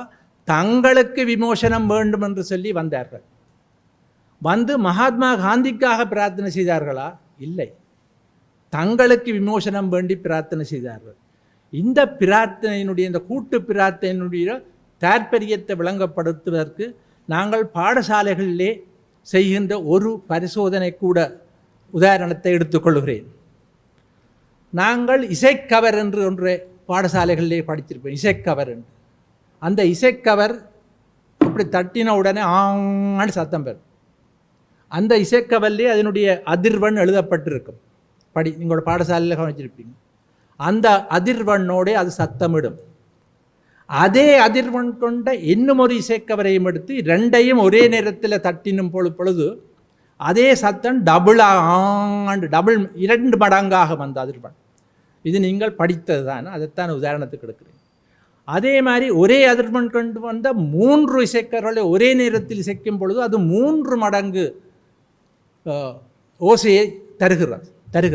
ஆனால் ஒரு அதிர்வெண்ணுள்ள ஒரு இசைக்கவரையும் அதை விட வேறொரு அதிர்வெண்ணுள்ள இசைக்கவரையும் நீங்கள் ஒதுக்கும் பொழுது அந்த சத்தம் அமுங்கிவிடும். அப்போ இதனுடைய தாற்பயம் என்ன? நாங்கள் ஒரே வேண்டுதல், ஒரே பிரார்த்தனையை ஒரு கூட்டு பிரார்த்தனையாக செய்யும் பொழுது அதனால் கிடைக்கின்ற சக்தி அபரிமிதமானது. அந்த அதனுடைய தாற்பயத்தை தான் மகாத்மா காந்தி செய்தார். அதனுடைய பலனை பாருங்கள். மகாத்மா காந்தியினுடைய கூட்டு பிரார்த்தனையால் உலக நிலைகளே மாறின. உலக நிலைகள் மாறி ஹிட்லர் போய் பிரிட்டனிலே குண்டு பொழிகிறான். மகாத்மா காந்தி கேட்டாரா ஹிட்லரை கொண்டு போட சொல்லி? மகாத்மா காந்தி செய்தது கூட்டு பிரார்த்தனை மட்டும்தான். விளைவை பாருங்கள். உலக நிலைகள் மாறுகின்றன. ஹிட்லர் போய் குண்டுகளை பொழிகிறான் பிரிட்டனில். பாதாள ரூம் அறைகளிலே அரசரும் பிரதமரும் ஒளிந்திருக்கிறார்கள். இப்படியான நிலைகள் நடந்து கொண்டு போகும் பொழுது பிரிட்டனுக்கு எங்கள் நாட்டை காப்பாற்றினால் போதும் என்ற நிலை ஏற்படுகிறது. அதனால் கிடைத்த விமோசனம் என்ன? இந்தியாவுக்கு மட்டுமா விடுதலை கிடைத்தது? இத்தனையோ நாடுகளுக்கு விடுதலை கிடைத்தது. அதுதான் இந்த கூட்டு பிரார்த்தனையினுடைய பிரார்த்தனையால் கிடைக்கப்பட்ட திருவருளினுடைய அபரிமித சக்தி. இதனை நீங்கள் சிந்தித்து பாருங்கள். எவ்வளவு தூரம் அதனுடைய பலனென்று பாருங்கள். ஏன் இலங்கையில் எங்களுடைய இலங்கை நிலைமைக்கு வருவோம். நாங்கள் என்ன செய்தோம்? நாங்களும் மனிதரை நம்பினோம், இறைவனை மறந்தோம். சேர் ராமநாதன், அருணாச்சலம், ஜிஜி பொன்னம்பலம், எஸ்ஜேவி செல்வநாயகம், அமுதலிங்கம், அதற்கு பிறகு சில 1000 புலிகள் என்று சில 1000 புலிகள் சில 1000 அரசியல்வாதிகளின் தலையிலே பொறுப்பை ஒப்படைத்து விட்டு நாங்கள் சும்மா இருக்கிறோம், சும்மா இருந்தோம், இப்போவும் கன பேர் சும்மா இருக்கிறோம். இந்த முழு அரசியல்வாதிகளையும் 8.5 கோடிக்கு மேற்பட்ட தமிழ் முழு சமுதாயத்தை ஒப்பிடும் பொழுது இந்த முழு அரசியல்வாதிகளும் எத்தனை சதவீதத்தினர் 0.001% கூட இருக்க மாட்டார்கள். அந்த சிறு அவர்களிடம் பொறுப்பை ஒப்படைத்து விட்டு நாங்கள் சும்மாக இருக்கிறோம். நாங்கள் அப்படி சும்மாக இருக்கும் பொழுது சரியான யுத்த காலத்திலே பெரும்பான்மையின மக்கள் என்ன செய்தார்கள்? அவர்கள் நீங்கள் டிவியில் பார்த்திருப்பீர்கள், 89,000 தீவா என்றாவது பன்சலையில் இப்படி எல்லா பன்சலைகளிலும் வெள்ளையுடை அணிந்து போய் தீபமேற்றி இராணுவத்துக்கும் ஜனாதிபதிக்குமான ஆசி என்று பிரார்த்தனை செய்தார்கள், கூட்டு பிரார்த்தனை செய்தார்கள். எல்லா ஆலயங்களிலும் செய்தார்கள், தொடர்ந்து செய்தார்கள், யுத்தம் முடியும் வரை செய்தார்கள். நாங்கள் என்ன செய்தோம்? அப்படி செய்தார்கள், அவர்கள் பலனும் பெற்றார்கள். நாங்கள் என்ன செய்தோம்? நான் ஒரு உதாரணத்துக்கு கொழும்பில் நானும் கொழும்பில் ஒரு உதாரணத்துக்கு எடுத்துக்கொள்கிறேன். நாங்கள் என்ன செய்வோம்? அந்த காலங்களிலே என்னுடைய சகோதரங்கள் வெளிநாட்டில் இருக்கணும், அவங்க சேஃப். யுத்தம் நடக்கிற இடத்துல எங்களோட வீடு வாசல்கள் இல்லை, அதுவும் சேஃப். இரவு 3 மணிக்கு கருத்த உடுப்புகளோட ஆமியெல்லாம் போலீஸ்காரெல்லாம் பெறுவான். சேர் தலையை சொரிஞ்சு தலையை குனிஞ்சு நசிஞ்சு வாழ்ந்தோம். சாப்பிட கஷ்டம்னு சொன்ன தம்பி கொஞ்சம் காசை என்னப்படாண்டு வெளியில் இருந்து காசை எடுத்து சமாளித்து கொண்டிருந்தோம். நாங்கள் பிரார்த்தனை செய்தோமா? இல்லை. பெரும்பான்மையினம் பிரார்த்தனை செய்தது, தொடர்ந்து பிரார்த்தனை செய்து. நாங்கள் பிரார்த்தனை செய்தோமா? இல்லை. ஆனால் இரவில் 50 விழுந்துட்டு தான். அப்படியா? அப்படி துடித்து பதைத்து வேடிக்கை பார்த்தோம், வீணாகி போனோம். இனியாவது நாங்கள், அதாவது 99.9% இந்த அரசியல்வாதிகளை, மனிதர்களை விடுங்கள், மனிதர்கள் நாங்கள் மனிதர்களை நம்பாமல் இறைவனை நம்ப வேண்டாமா? நாங்கள் பிரார்த்தனை செய்வதற்கு என்ன தடை இருக்கிறது? அப்போ இன்றே நாங்கள் பிரார்த்தனையை தொடங்குவோம், இல்லங்களில் தொடங்குவோம், ஆரம்ப பாடசாலைகள் தொடங்கும் முன் இந்த பிரார்த்தனைகளை செய்து தொடங்குவோம், ஆலயங்களில் தொடங்குவோம். நாங்கள் இப்படி கூடுகிற சமூக கூட்டங்களிலேயும் அந்த பிரார்த்தனையை தொடங்குவோம். அதைத்தான் நான் தொடக்கத்திலே செய்தேன்.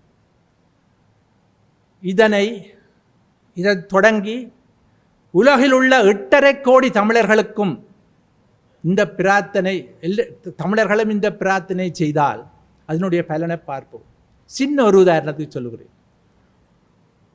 யுத்தம் முடிந்து யுத்தம் நடந்து கொண்டிருக்கும் பொழுது எங்களுடைய அரசாங்க அதிபரை கொன்றே அரைக்க விட்டார்கள். யுத்த பூமியில் 55,000 மக்கள் தான் இருக்கிறார்கள், அவர்களுக்கு போதிய உணவு இருக்கிறது என்று.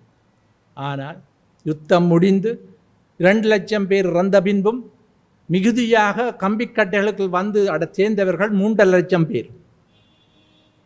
அந்த 3.5 லட்சம் பேரிட வந்து 10 வயதுக்கு மேற்பட்ட பிள்ளைகள் எல்லாம் வாங்கொண்டு பேர்களை பதிஞ்சு பஸ்ஸுகளை ஏற்றி கொண்டு போனார்கள். தாய் தந்தையர் அழுதார்கள். இல்லை, நாங்கள் விசாரித்து விட்டு விடுவோம் என்று கொன்று போனார்கள். இன்று வரை அவருக்கு நடந்தது எங்களுக்கு தெரியாது. ஆனால் அந்த பிள்ளைகளை, தங்களுடைய உறவினர்களை இழந்த மக்கள் கிட்டத்தட்ட 3000 நாட்களாக இன்றும் அழுது புலம்பிக் கொண்டு இருக்கிறார்களே. அந்த வேண்டுதல் என்ற பலனை பாருங்கள். யுத்தம் முடிவடைந்தது. நானும் அரசாங்க சேவையில் அந்த இருந்தேன். சாகும் வரையும் அவர்தான் சக்கரவர்த்தி என்றார்கள் மக்கள். யுத்தம் முடிந்த உடனே பன்சலையிலும் தன்சலையிலும் பார்ச்சோறு உண்டார்கள். ஆனால் சாகும் வரையும் சக்கரவர்த்தி என்று சொன்னவர் தொடர்ந்து 2 முறைக்கு மேலே இல்லாதபடியால் அவரது தம்பியாரை 69 லட்சம் வாக்குகளோடு சிம்மாசனத்தில் ஏற்றி வைத்தார்கள். இதுகளெல்லாம் நான் உங்களுக்கு நடந்த விஷயம். அங்கே மக்கள் அழுது கொண்டிருக்கிறார்கள், பறிகொடுத்த மக்கள். அவர்கள் ஜனாதிபதியிடம் வேண்டுகோள் சொல்கிற, நாங்கள் ஒரு 10 பேர் வந்து உங்களை சந்திக்க எனக்கு அனுமதி தாருங்க உண்டா. புறக்கணிக்கப்பட்டார்கள். ஆனால் அந்த வேண்டுதல் என்ற விளைவை பாருங்கள். யாரால் சிம்மாசனம் ஏற்றப்பட்டார்களோ அவர்களாலேயே விரட்டி அடிக்கப்பட்டதை நாங்கள் காணவில்லையா? அந்த பிரார்த்தனையின் பலனை நீங்கள் பார்க்கவில்லையா? அந்த பிரார்த்தனையுடைய சக்தி உங்களுக்கு தெரியவில்லையா? அப்படி ஒரு கொஞ்சம் பேர் செய்த பிரார்த்தனையின் சக்தி இதுவென்றால், நாங்கள் 8.5 கோடி தமிழரும் ஒவ்வொரு நாளும் பிரார்த்தனை செய்வோம் என்றால் அதனுடைய பலன் எப்படி இருக்கும்? அதைத்தான் நான் கேட்கிறேன். ஒவ்வொரு நாளும் பிரார்த்தனை செய்யுங்கள். இதை 18 தரம் சொல்வதற்கு 2 நிமிஷம் போதும். இந்த பிரார்த்தனைக்கு முதல் நான் சொல்லுவது என்னென்றால், முதல் உங்களுக்காக பிரார்த்தனை செய்யுங்கள், உங்கள் குடும்பத்துக்காக பிரார்த்தனை செய்யுங்கள். அதற்கு பிறகு இறைவா தமிழ் மக்களுக்கு ஒற்றுமையும் விமோசனமும் தந்தருளும் என்று 18 முறை பிரார்த்தனை செய்வோம். இந்த 18 முறை சொல்வதற்கு 2 நிமிஷம் தான் எடுக்கும்.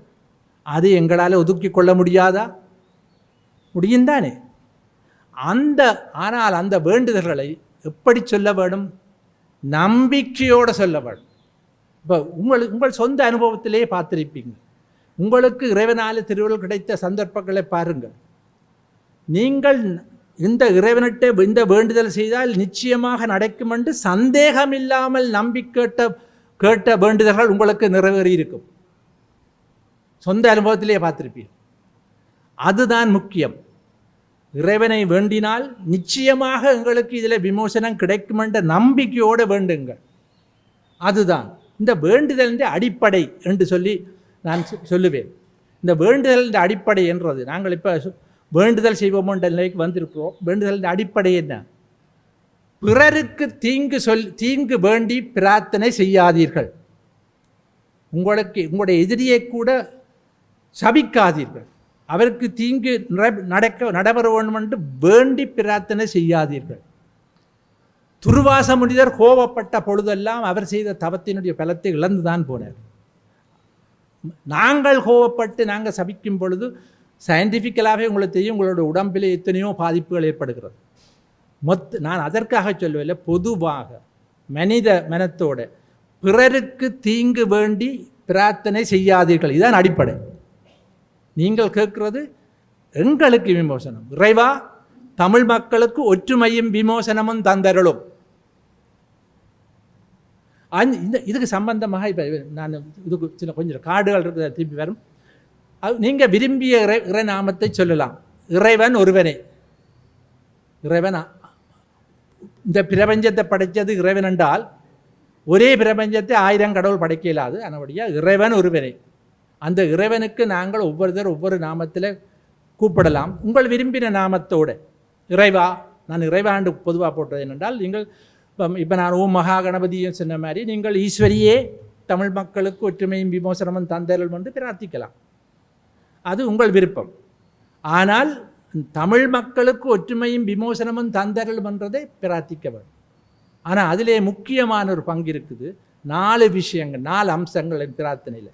முதலாவது, கூட்டு பிரார்த்தனை செய்யும் பொழுது கண்ணை மூடிக்கொண்டு பிரார்த்தனை செய்யுங்கள்.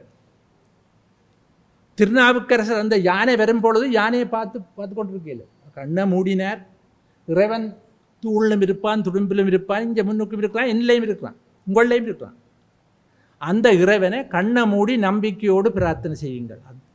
அதில் கோவில்களில் கூட நாங்கள் போய் பிரார்த்தனை செய்யும் பொழுது கண்ணை திறந்திருக்கேக்கல, ஐயர் போவார், அவர் போவார், இவர் போவார், உங்களுடைய புலன்களை குழப்பி விடுவார். அப்போ இறைவனை நம்பிக்கொண்டு நினைத்து கொண்டு கண்ணை மூடினீர்கள் என்றால் பிறகு போகிறவர் வாரவர்கள் யாரும் உங்களை குழப்பையிலாது. அப்போ கண்ணை மூடிக்கொண்டு பிரார்த்தனை செய்யுங்கள். அதாவது முதலாவது அம்சம். 2வது, உரத்து செய்யுங்கள். வீடுகளில் வேணுமென்றால் நீங்கள் தனித்திருக்கீங்கள தேவையில்லை. ஆனால் ஒரு கூட்டு பிரார்த்தனை செய்யும் பொழுது உரத்து சொல்லுங்கள். ஏன் அதை உரத்து சொல்கிறோம் என்றால், திருமண வைபவங்களில் கெட்டி மேளம் அடிப்பது போல. அதாவது நாங்கள் இதை உரத்து சொல்லும் பொழுது வேறு சத்தங்களாலே எங்களுடைய புலன் குழம்பாமல் இருப்பதற்காக உரத்து சொல்லுங்கள். 3வது, சொல்லிய பாட்டின் பொருள் உணர்ந்து சொல்லுங்கள். இது மிகவும் முக்கியமானது. உண்மையில் பார்த்தீங்கன்னா சிவபுராணத்தின் கடைசியிலேயே அது மாணிக்கவாசரே சொல்லுகிறார், சொல்லிய பாட்டின் பொருள் உணர்ந்து சொல்லுவார் செல்வர் சிவபுரத்தின் உள்ளார் சிவனடிக்கு பல்லோரும் ஏற்ற பணிந்தன்று. சொல்லிய பாட்டின் பொருளை உணர்ந்து சொல்லுங்கள். இப்போ கோயில்களுக்கு போங்கள், பாருங்கள், நாங்கள் பிள்ளைகள் படிக்கிற தேவாரங்கள் கூட நாங்கள் பொருளை உணர்ந்து படிக்கிறோமா என்றது ஒரு கேள்விக்குறி. ஐயர் திருமந்திரம் சொல்லுகிறாரே, அது திருமந்திரங்கள் என்றால் என்ன? இறை நாமங்களும் வேண்டுதல்களும் தான். அந்த பொருளை உணர்ந்து அந்த இறைவனிடம் ஐயர் கேட்ட அந்த பிரார்த்தனையை செய்கிறார். அந்த ஐயர் பூசை செய்யும் பொழுது சொல்கிற திருமந்திரத்தை அந்த பொருளை உணர்ந்து இறைவனிடம் வேண்டியாத செய்கிறார். அப்படி செய்வதில்லை. அப்படியான பிரார்த்தனைகளில் பயன் இல்லை. நாங்களும் போய் தேவாரத்தில் உலகலாமனந்தோதற்கரியவன் நிலவுலாவிய வாய்ப்பாடு பாடமாக்கினோம் 2 4 23 4 அதில் பிரயோசனம் இல்லை. பிள்ளைகளுக்கு வரீங்க, போனியா கோயிலுக்கு போனியா, தேவாரம் படிச்சியா, ஓ சுற்றி வந்தியா, சுற்றி வந்த, எந்த பிரயோசனமும் இல்லை. நீங்கள் சொல்லிய பாட்டின் பொருளை உணர்ந்து இறைவனிடம் வேண்டி போட்டு வர வேணும். அதுதான் இந்த முக்கியமானது. அதைத்தான் நான் சொல்கிறேன். இந்த எங்களுடைய இதிலேயுமே என்ன, பொருளை விளங்கி சொல்லுங்கள். இறைவா, தமிழ் மக்களுக்கு ஒற்றுமையும் விமோசனமும் தந்தருளும். விமோசனமும் தந்தருளும் என்று நாங்கள் சொல்லும் பொழுது நாங்கள் எங்களோட தங்கட தலையில் நினைச்சுக்கொண்டா சமஷ்டி தீர்வுதா? அதுதான். நாங்கள் யார் இறைவனிடம் கேட்பது? நாங்கள் கற்றது கை மண்ணளவு. எந்த துறையில் நீங்கள் விற்பனராக இருக்கலாம், 10 PhDயும் வச்சுக்கலாம். ஆனால் நீங்கள் கற்றது கை மண்ணளவு, கல்லாதது உலகளவு. அதை நாங்கள் மறந்துடக்கூடாது. அதே ஞாபகத்தில் இருக்கின்றனைக்கும் நாங்கள் எங்கள் தழும்ப மாட்டோம். அப்போ நாங்கள் இப்படி செய்ய என்று இறைவனுக்கு சொல்லுவதற்கு நாங்கள் யார்? எல்லாம் அறிந்தவன் இறைவன் ஒருவனே. அவனிடமே விட்டுவிடுங்கள். விமோசனம் என்று மட்டும் கேளுங்கள். இறைவனுக்கு தெரியும் யாருக்கு என்ன விமோசனம் கொடுப்பதென்பது. தீராத நோயில் தவித்து கொண்டிருப்பவனுக்கு அவன் எதிர்பார்க்கிற விமோசனம் வேறு. ஆண்டாண்டு காலமாக சிறையில் வாடிக்கொண்டிருக்கிறவன் எதிர்பார்க்கிற விமோசனம் வேறு. அந்நியர் ஆட்சியாலே அடிமைப்பட்டு கொண்டிருக்கிறவன் எதிர்பார்க்கிற விமோசனம் வேறு. இது நான் 3 உதாரணம். அந்த விமோசனங்களை கூட ஆளுக்கு ஆள் வேறுபடும், நேரத்துக்கு நேரம் வேறுபடும். இன்றைக்கு அவனுக்கு எதிர்பார்க்க விமோசனம் இன்னும் கொஞ்ச நாள் செல்ல அதை வித்தியாசமாக இருக்கும். ஆனபடியால் நீங்கள் கேட்க வேண்டிய இறைவனிடம், இறைவா, தமிழ் மக்களுக்கு ஒற்றுமையும் விமோசனமும் தந்தருளும் என்று மட்டும்தான் கேட்க வேண்டும். என்ன விமோசனம் கொடுக்க வேணும் என்றது எல்லாம் அறிந்த இறைவன் தெரியும், அவனுக்கு தெரியும், அவன் தருவான். ஆனால் அந்த விமோசனத்தை அவன் தருவான் என்று நம்பிக்கையோடு நீங்கள் வேண்டுதல் செய்ய வேண்டும். அதுதான் எங்களுடைய வேண்டுதல். இப்போ இது சம்பந்தமாக நான் இப்போ அவுட் ஆஃப் த ஸ்கிரிப்ட் போயிட்டேன். என்னன்னு சொன்னால், இப்போ இது சம்பந்தமாக நாங்கள் இப்பொழுது செய்து கொண்டு வர சொல்லுகிறேன். நான் இந்த சம்பந்தமாக சில ஆதீனங்களை சந்தித்திருக்கிறேன். திருவாவுடைய வடுதுறை ஆதீனத்தை சந்தித்தேன். அவரிடம் போனோன்னா நான் முதல் சொல்வது, சுவாமிஜி, நான் சொல்லுவதை நான் உங்களுக்கு சொன்ன போல உங்களுக்கும் அதுமே தான். நான் சொல்ல போகிற விஷயங்கள் உங்களுக்கு தெரியாதல்ல. ஆனால் என்னுடைய ஆதங்கத்தை கொட்டுவதற்கு கொஞ்ச நேரம் பொறுமையாக கேளுங்கள் என்று என்னுடைய ஆதங்கங்கள் முழுதையும் அவர்களுக்கு கொட்டி போட்டு இனி உங்களுடைய உபதேசங்களை தாருங்கள் என்று கேட்பது தான் என்னுடைய வழக்கம். திருவாவுடைய வடுதுறை ஆதீனம் சொன்னார், நாங்கள் உலகில் உள்ள எல்லா ஜீவராசிகளுக்காகவும் நாங்கள் பிரார்த்திக்கிறோம் என்றார். அப்போ எல்லா ஜீவராசி என்று வரப்போல தமிழ் மக்கள் இருக்கிறார்களானே, அவர்களுக்கும் தானே என்று சொன்னார். நான், சுவாமிஜி, உங்களுடைய பிரார்த்தனையை நான் தவறு என்று சொல்லவில்லை. நீங்கள் அந்த பிரார்த்தனையை தொடர்ந்தே செய்யுங்கள். ஆனால் என்னுடைய பிரார்த்தனை ஒரு குறுகிய பிரார்த்தனை. மகாத்மா காந்தி செய்த பிரார்த்தனை. மகாத்மா காந்தி பிரார்த்தனை யாருக்காக செய்தார்? பாரத மக்களுக்காக மட்டும்தான் செய்தார். அவர் ஜப்பான்காரனுக்காக ஜெர்மன்காரனுக்காக அந்த வேண்டுதல் செய்யலை, பாரத மக்களுக்காக மட்டும்தான் செய்தார். அப்படித்தான் நானும் இந்த தமிழ் மக்களுக்கு ஒற்றுமையும் விமோசனம் என்ற அதுக்காக மட்டும்தான் இந்த பிரார்த்தனை செய்கிறேன். இப்போ நான் அவருக்கு சொல்லாத ஒன்று சொல்கிறேன். இந்த முழு உயிரினங்களுக்கும் அவருடைய பிரார்த்தனைகள் மூலமாக எல்லாரும் பிரார்த்தனை முழு உயிரினங்களுக்கும் அவருடைய துன்பங்கள் நீங்கி இன்பம் கிடைக்கிறது கிடையாது தமிழ் இனம் அழிஞ்சு போடும். அவர் சொன்ன மாதிரி அந்த பிரார்த்தனை செய்து முழு உயிரினங்களுக்கும் துன்பம் நீங்கி இன்பம் கிடைச்சி எல்லாம் விமோசனம் பெருமென்று பார்த்து கொண்டிருக்கிடையில எங்களிடம் இனம் அழிஞ்சிடும். ஆனபடியால் அதுவரையும் என்னால் பொறுத்து கொண்டிருக்க இயலாது. ஆனபடியால் நாங்கள் மகாத்மா காந்தி செய்தது போல பாரத மக்களுக்காக மட்டும் மகாத்மா காந்தி பிரார்த்தனை செய்தாரே, அதே போல தமிழ் மக்களுக்காக மட்டும் இந்த பிரார்த்தனையை நாங்கள் செய்வோம். தவறாது செய்வோம், நம்பி செய்வோம், இன்றைக்கே செய்வோம் என்றதான் என்னுடைய அந்த வேண்டுதல். அது முதலாவது அந்த வடுதுறை ஆதீனத்தின் இதில். அதற்கு பிறகு நான் நல்ல ஆதீனத்தை சந்தித்தேன். அவர் தன்னுடைய ஒரு ஆதங்கத்தை சொன்னார். நான் சில புத்தகங்களில் பதிவிட்டும் இருக்கிறேன். அவர் சொன்னார், என்னுடைய இதை கேட்டுவிட்டு யாரும் என்ன இதுக்கு மாறாக கதைக்கவில்லை, இன்னும் ஆசிதான் சொன்னார். அவர் சொன்னார், எங்கள் ஆலயங்களிலே என்ன நடக்கிறது, எங்களுடைய பிள்ளைகள் வந்து பார்த்தால் அவர்கள் எங்கள் ஆலயங்களில் இருந்து கற்றுக்கொள்ள என்ன இருக்கிறது. கிறிஸ்தவ ஆலயங்களுக்கு போங்கள், முஸ்லீம் ஆலயங்களுக்கு போகுங்கள், அங்கே போனால் எல்லோரும் சேர்ந்து செய்கிற ஒரு கூட்டு பிரார்த்தனை இருக்குது, ஒவ்வொரு நாளும் இருக்குது. நீங்கள் அந்த ஆலயங்கள பிரார்த்தனையில் கேட்டு பாருங்க, அவருக்கு எல்லோரும் சேர்ந்து கூட்டு பிரார்த்தனை செய்வார்கள். ஏழை என்றில் நெத்தில் மண்ணுக்குள்ளே குந்தி கொண்டிருக்கிறவனும் சேர்ந்து அந்த கூட்டு பிரார்த்தனை, அந்த பிரார்த்தனை ஒரு சில பிரார்த்தனைகளை எல்லாரும் சேர்ந்து செய்வார்கள். முஸ்லீம் பள்ளிகள்லேயும் அதுதான் நடக்குது.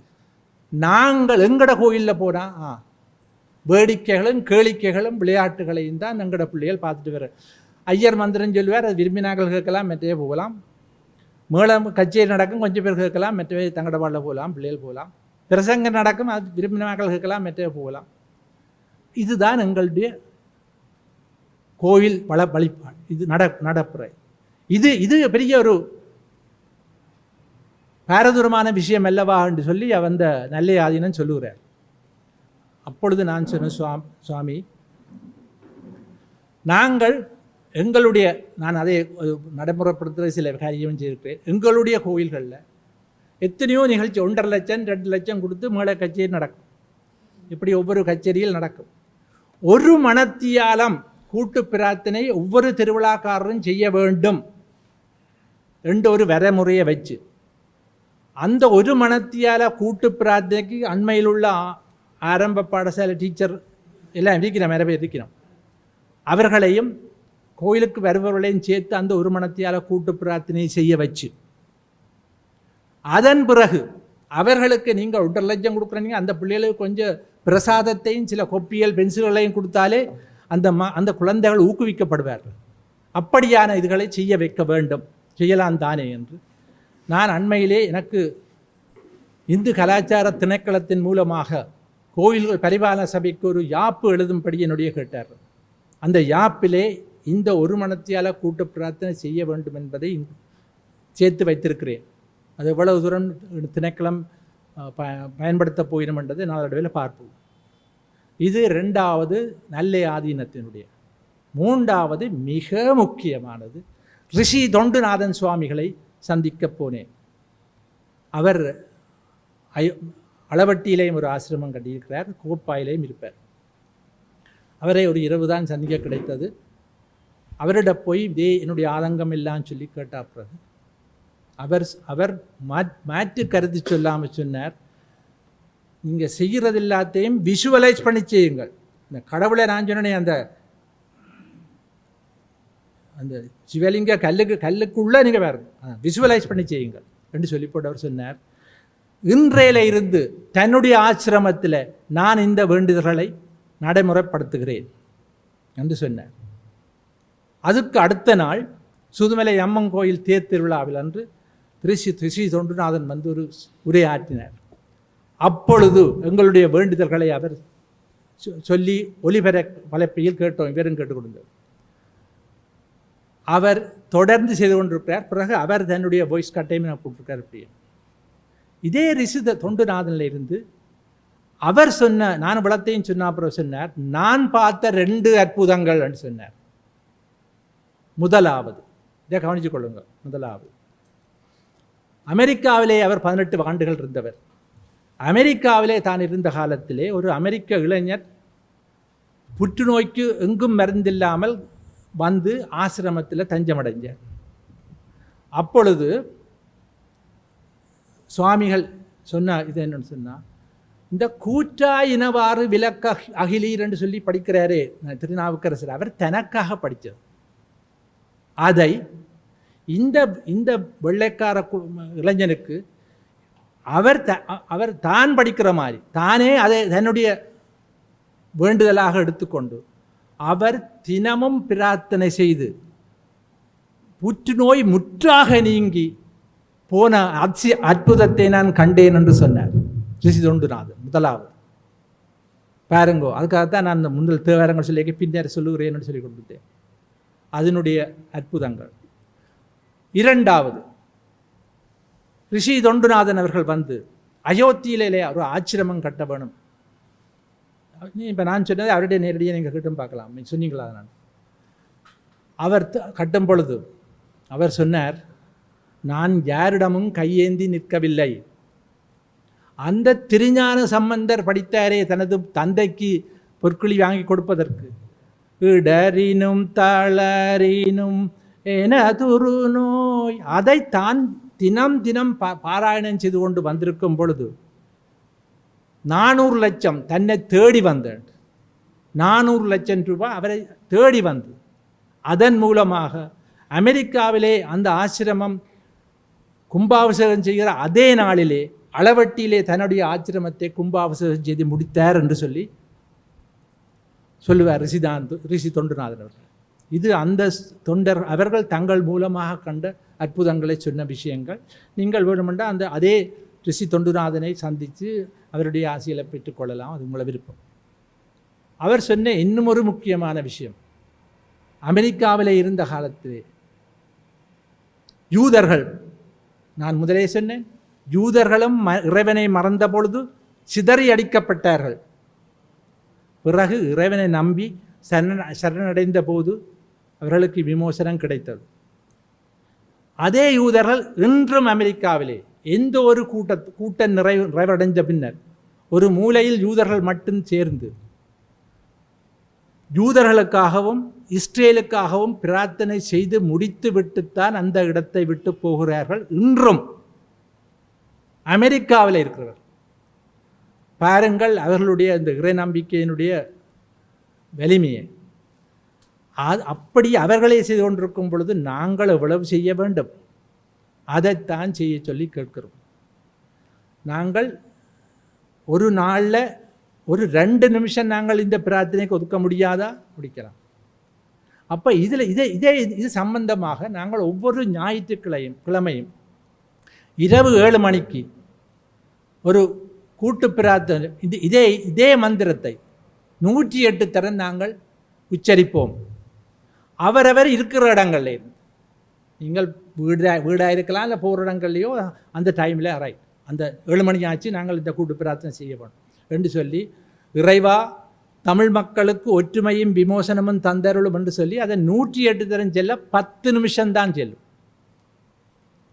அதை நாங்கள் செய்வோம்.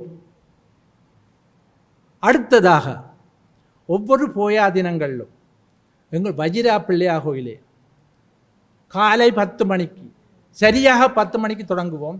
எங்களுடைய ஒரு மணத்தியால் ஒரு கூட்டு பிரார்த்தனை, அதுக்குரிய புத்தகங்களை மடித்து வைத்திருக்கிறோம், பஜனை புத்தகங்கள்.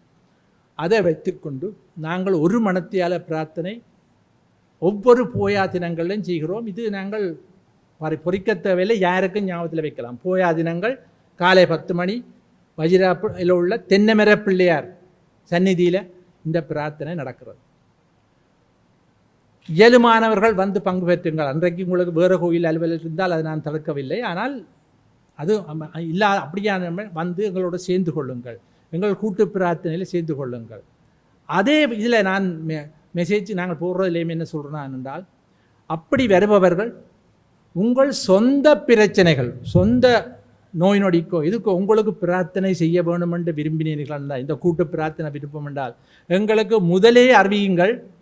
நாங்கள் அந்த வஜிரா பிள்ளையாகவில்லை, அந்த ஒரு மணத்தியால பிரார்த்தனைக்கு பிறகு அந்த அன்பர்களுக்காக நாங்கள் கூட்டு பிரார்த்தனை செய்வோம், நம்பி செய்வோம், அதால் விமோசனம் வேண்டி செய்வோம். அதையும் நாங்கள் சொல்லியிருக்கிறோம். இதை விட நான் இதன் மூலமாக ஒரு வேண்டுதல் விடுகிறேன். இந்த பிரார்த்தனை 8.5 கோடி தமிழர்களும் செய்ய வேண்டிய பிரார்த்தனை. அதனை நாங்கள் எவ்வளவு விரைவாக நாங்கள் மக்களிடம் பரப்பி எல்லாரையும் பிரார்த்தனை செய்ய வைக்கிறோம் என்பது எங்களுடைய முயற்சியில் இருக்கிறது. நீங்கள் புதிதாக இதுக்கு சேர்த்து கொண்ட கூட்டு பிரார்த்தனை சேர்த்து கொண்டவர்களுடைய பெயரையும் வாட்ஸ்அப் இலக்கங்களையும் அவர் இலக்கத்துக்கோ என்னுடைய இல்லத்துக்கோ இந்த ஈஸ்வரியம்மா இல்லத்துக்கோ தந்தீங்கள் என்றால் நாங்கள் அவர்களை தொடர்பு கொண்டு ஞாபகப்படுத்துவோம், அதை செய்வோம். இதற்கு இது உங்களோட வேண்டும். அதை விட இது சம்பந்தமாக நாங்கள் ஒரு யூடியூப் சேனல் ஒன்று ஆரம்பித்திருக்கிறோம். அந்த யூடியூப் சேனலில் நாங்கள் எங்களுடைய இந்த பிரார்த்தனையினுடைய ஒரு வடிவம் இருக்கிறது. அது பொதுவான வடிவம். அதில் என்னுடைய ஒரு 10 நிமிஷம் இது இருக்குது. அதுக்கு சொல்கிறது கண்மணி தமிழர் என்ற ஒரு யூடியூப் சேனல் இருக்கிறது. அதிலே என்னுடைய கண்டென்ட் இருக்கிறது. அது என்னுடைய இந்த முழு பேச்சினுடைய ஒரு சாராம்சம், ஒரு சுருக்கமாக 10 நிமிஷம். அதிலே ஒரு 5 நிமிஷம் பேச்சு, ஒரு 5 நிமிஷம் பிரார்த்தனை பாடல். பாருங்கள், அது தயாரிக்கும் பொழுது எனக்கு நடந்த ஒரு அதிசயம். நான் இதை தயாரிக்கும்படி என்னை தூண்டியவர் விடைக்கொடி செல்வர் தனபால அவர்கள். அவர், நீங்கள் கத்தி கத்தி உங்கள் தொண்டை காய்ந்து போகிறதே, நீங்கள் ஏன் ஒரு யூடியூப் சேனலில் இதை போடக்கூடாது என்று சொல்லி அவருடைய தூண்டுதல் தான் என்னை இந்த யூடியூப் சேனலில் செய்ய வைத்தது. அப்படி செய்யும் பொழுது நான் மட்டும் பேசுவதை போடுவதா? இப்பொழுதுதானே டிவியில் பார்த்தாலும் 2 ஆங்கர்ஸ் இருப்பினமே, ஆனபடியாக நாங்கள் 2 பேர் சேர்ந்து செய்வோம் என்று சொல்லி நான் யோசித்து கொண்டிருக்கும் பொழுது இறைவன் அருளால் நோர்வே யூனிவர்சிட்டியில் தமிழ் இசை பேராசிரியர் இறைவன் கொண்டு வந்து என்னோட சேர்த்து விட்டார். அவருக்கு நான் இதை விளங்கப்படுத்தினோடனே ஏற்றுக்கொண்டார். அவரையும் சேர்த்து தயாரிக்கப்பட்டது தான் அந்த யூடியூப் சேனல். கேட்டு பாருங்கள். வேணுமெண்டா உங்களோட கணவருடைய வாட்ஸ்அப்பில் இருக்க போர்ட் பண்ணி விடலாம். நான் இதில் எல்லாம் இருக்கோ இன்னும் தெரியாது, நான் ஏதாவது மிஸ் பண்ணிட்டனோ தெரியாது. இறுதியாக, இறைவா, தமிழ் மக்களுக்கு ஒற்றுமையும் விமோசனமும் தந்தருளும் என்ற பிரார்த்தனையோடு என்னுடைய சிற்றுரையை முறிக்கிறேன்.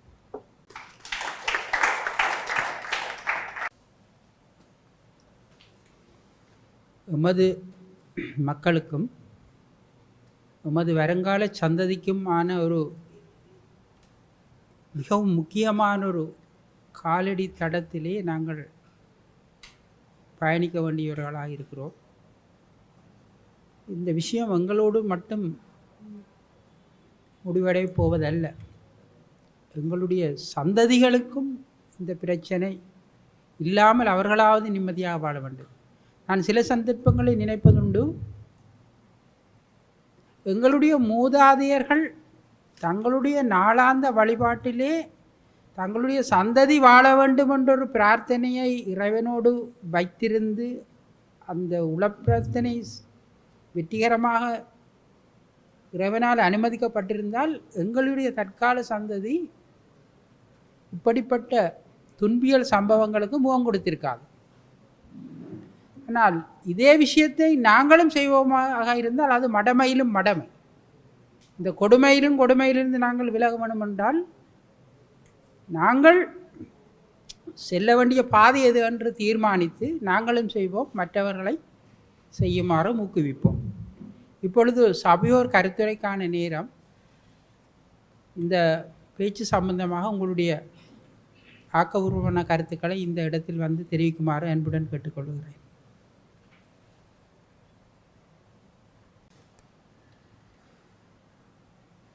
இன்றைய சொற்பொழிவு சற்று வித்தியாசமான சொற்பொழிவாக இருந்தது.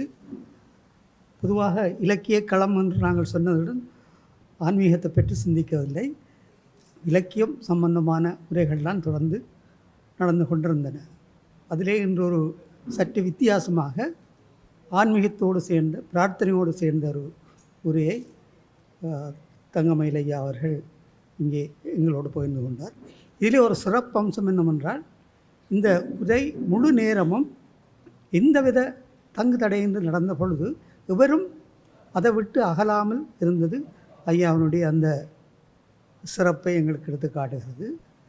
இலக்கியக்களம் என்று சொல்லுகின்ற பொழுது உண்மையாக தமிழ் இலக்கியம் வளர்ச்சியடைந்த காலம் இது என்று நாங்கள் நோக்கினால் இந்த சமயக்குறவர்களுடைய காலகட்டம்தான்.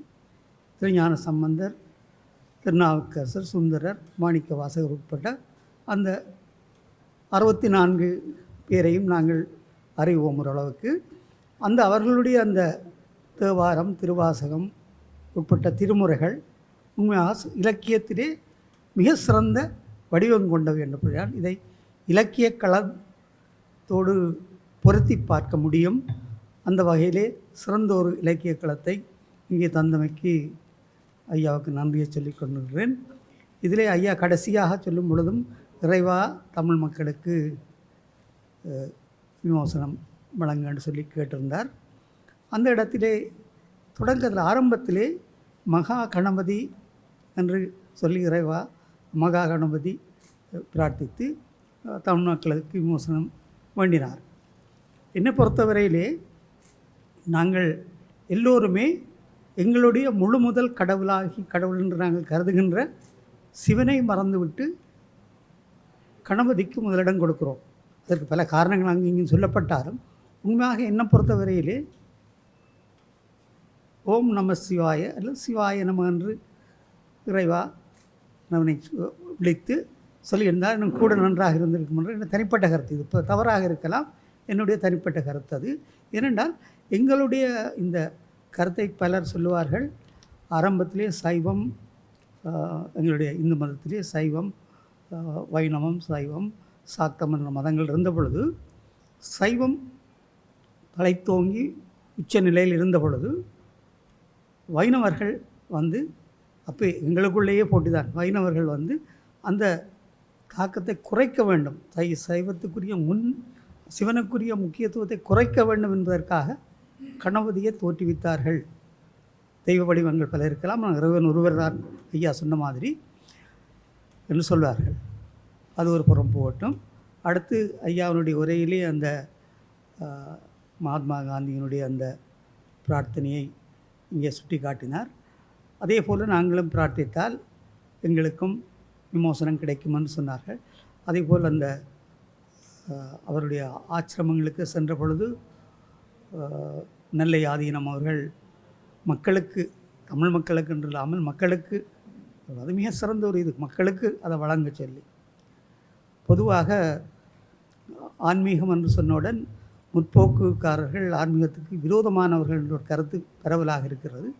முற்போக்கு முற்போக்குக்காரர்களோ ஆன்மீகத்துக்கு விரோதமானவர்கள் அல்ல. சானா முருகானந்தன் என்று சொன்னால் அவர் கம்யூனிஸ்டம் பேசுபவர் என்று சொல்லி என்னையும் அந்த லிஸ்ட்லேயே போட்டு விடுவார்கள். ஆனால் நான் எந்த இடத்திலும் ஆன்மீகத்துக்கு விரோதமாக இருக்கவில்லை. ஆனால் பொது உடைமை சிந்தனையை ஆட்கொண்டு இருந்தவன். இது கூட இந்த கூட்டு பிரார்த்தனை கூட ஒரு பொது உடைமையான, நாங்கள் எல்லோரும் ஒன்று சேர்ந்து பொதுவாக செய்கின்ற ஒரு விஷயம் என்ற வகையிலே நான் இதுக்கு மாறுபட்டவன் அல்ல. பங்கு பெற்றுதல் குறைவாக இருந்தாலும் என்னுடைய மகள் தவறாமல் பங்கு பெற்றுகின்ற கூட்டு பிரார்த்தனை உங்களுக்கு சிலருக்கு தெரியாமல் இருக்கலாம். ஐயாவுடைய அந்த ஆலயத்தில் நடக்கின்ற இதில் கூட தவறாமல் சென்று அவர் அந்த கூட்டு பிரார்த்தனைகள் அவர் தான் எனக்கு சொன்னார், நீங்கள் இந்த ஐயாவிற்கா சந்தியுங்கள் என்று சொல்லி. நான் இதுவரையில் சந்திக்கவில்லை, என்று தான் அவரை காண்கிறேன். அதே போல் இந்த நிகழ்வு எனக்கு அறிமுகப்படுத்திய யுவரானந்தம் ஐயா அவர்கள் தொலைபேசி மூலம் என்னோட தொடர்பு கொண்டு நான் அப்போது கடமையில் இருந்த பொழுதும் எப்படியும் வந்துவிட வேண்டும் என்று நினைந்தேன். அவர் 5 மணிக்கு 5 நிமிஷம் இருக்கும் பொழுது வந்து விடுங்கள் என்று சொன்னார். நான் இங்கே வருகின்ற பொழுது 5 மணி கடந்து பல நிமிடங்கள் ஆகிவிட்டது. ஆனால் என்னுடைய அதிர்ஷ்டமோ அல்லது என்னவோ நான் வந்து இறங்கி அமரத்தான் இந்த நிகழ்வும் ஆரம்பமாகின்றது. இதுவும் ஒரு இறைவன் செயலாக நாங்கள் பார்க்கலாம். இந்த கூட்டு பிரார்த்தனையில் உள்ள பல நன்மை தீமைகளை பற்றி இங்கே ஆராய்வதற்குரிய இடம் இது அல்ல. ஆனால் கூட்டு பிரார்த்தனை என்பது மிகுந்த மனநிறைவை தருவதோடு ஐயா சொன்ன மாதிரி வெற்றியும் அளிக்கும் என்று நம்புவோமாக. நன்றி, வணக்கம்.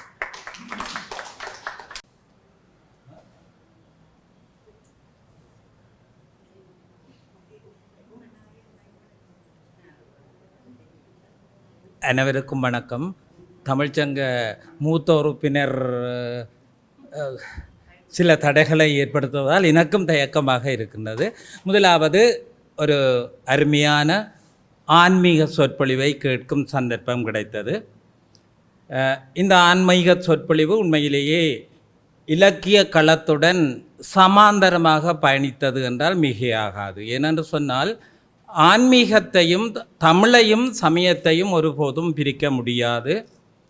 சமயத்தை வளர்த்தது தமிழ், தமிழை வளர்த்தது சமயம் என்றால் மிகையாகாது. ஐயா முதலில் கூறியவர்கள் 4 அந்த 4 நாங்கள் சாதாரண மனிதராக எடை போட முடியாது, எடை போடக்கூடாது. அவர்கள் அருளாளர்கள், அதை நாங்கள் மறக்கக்கூடாது. அவர்கள் அருளாளர்கள். உதாரணமாக, அவர் எலும்பை பெண்ணாக்கினார் என்றால் போல் எம்மால் முடியாது. அவர்களை ஆண்டவன் எம்பெருமான் தனது பிரதிநிதியாக இவ்வுலகிற்கு அனுப்பி எனதுரை தனதுரையாக தனது உரையை பரப்பியவர் எம்பெருமான். அதில் மாற்று கருத்துக்கிடமில்லை. அகச்சான்றாகவும் புறச்சான்றாகவும் தற்பொழுது காணப்படுகின்ற 18,752 திருமுறை பாடல்களுக்குள்ளே அமைந்திருக்கின்றது.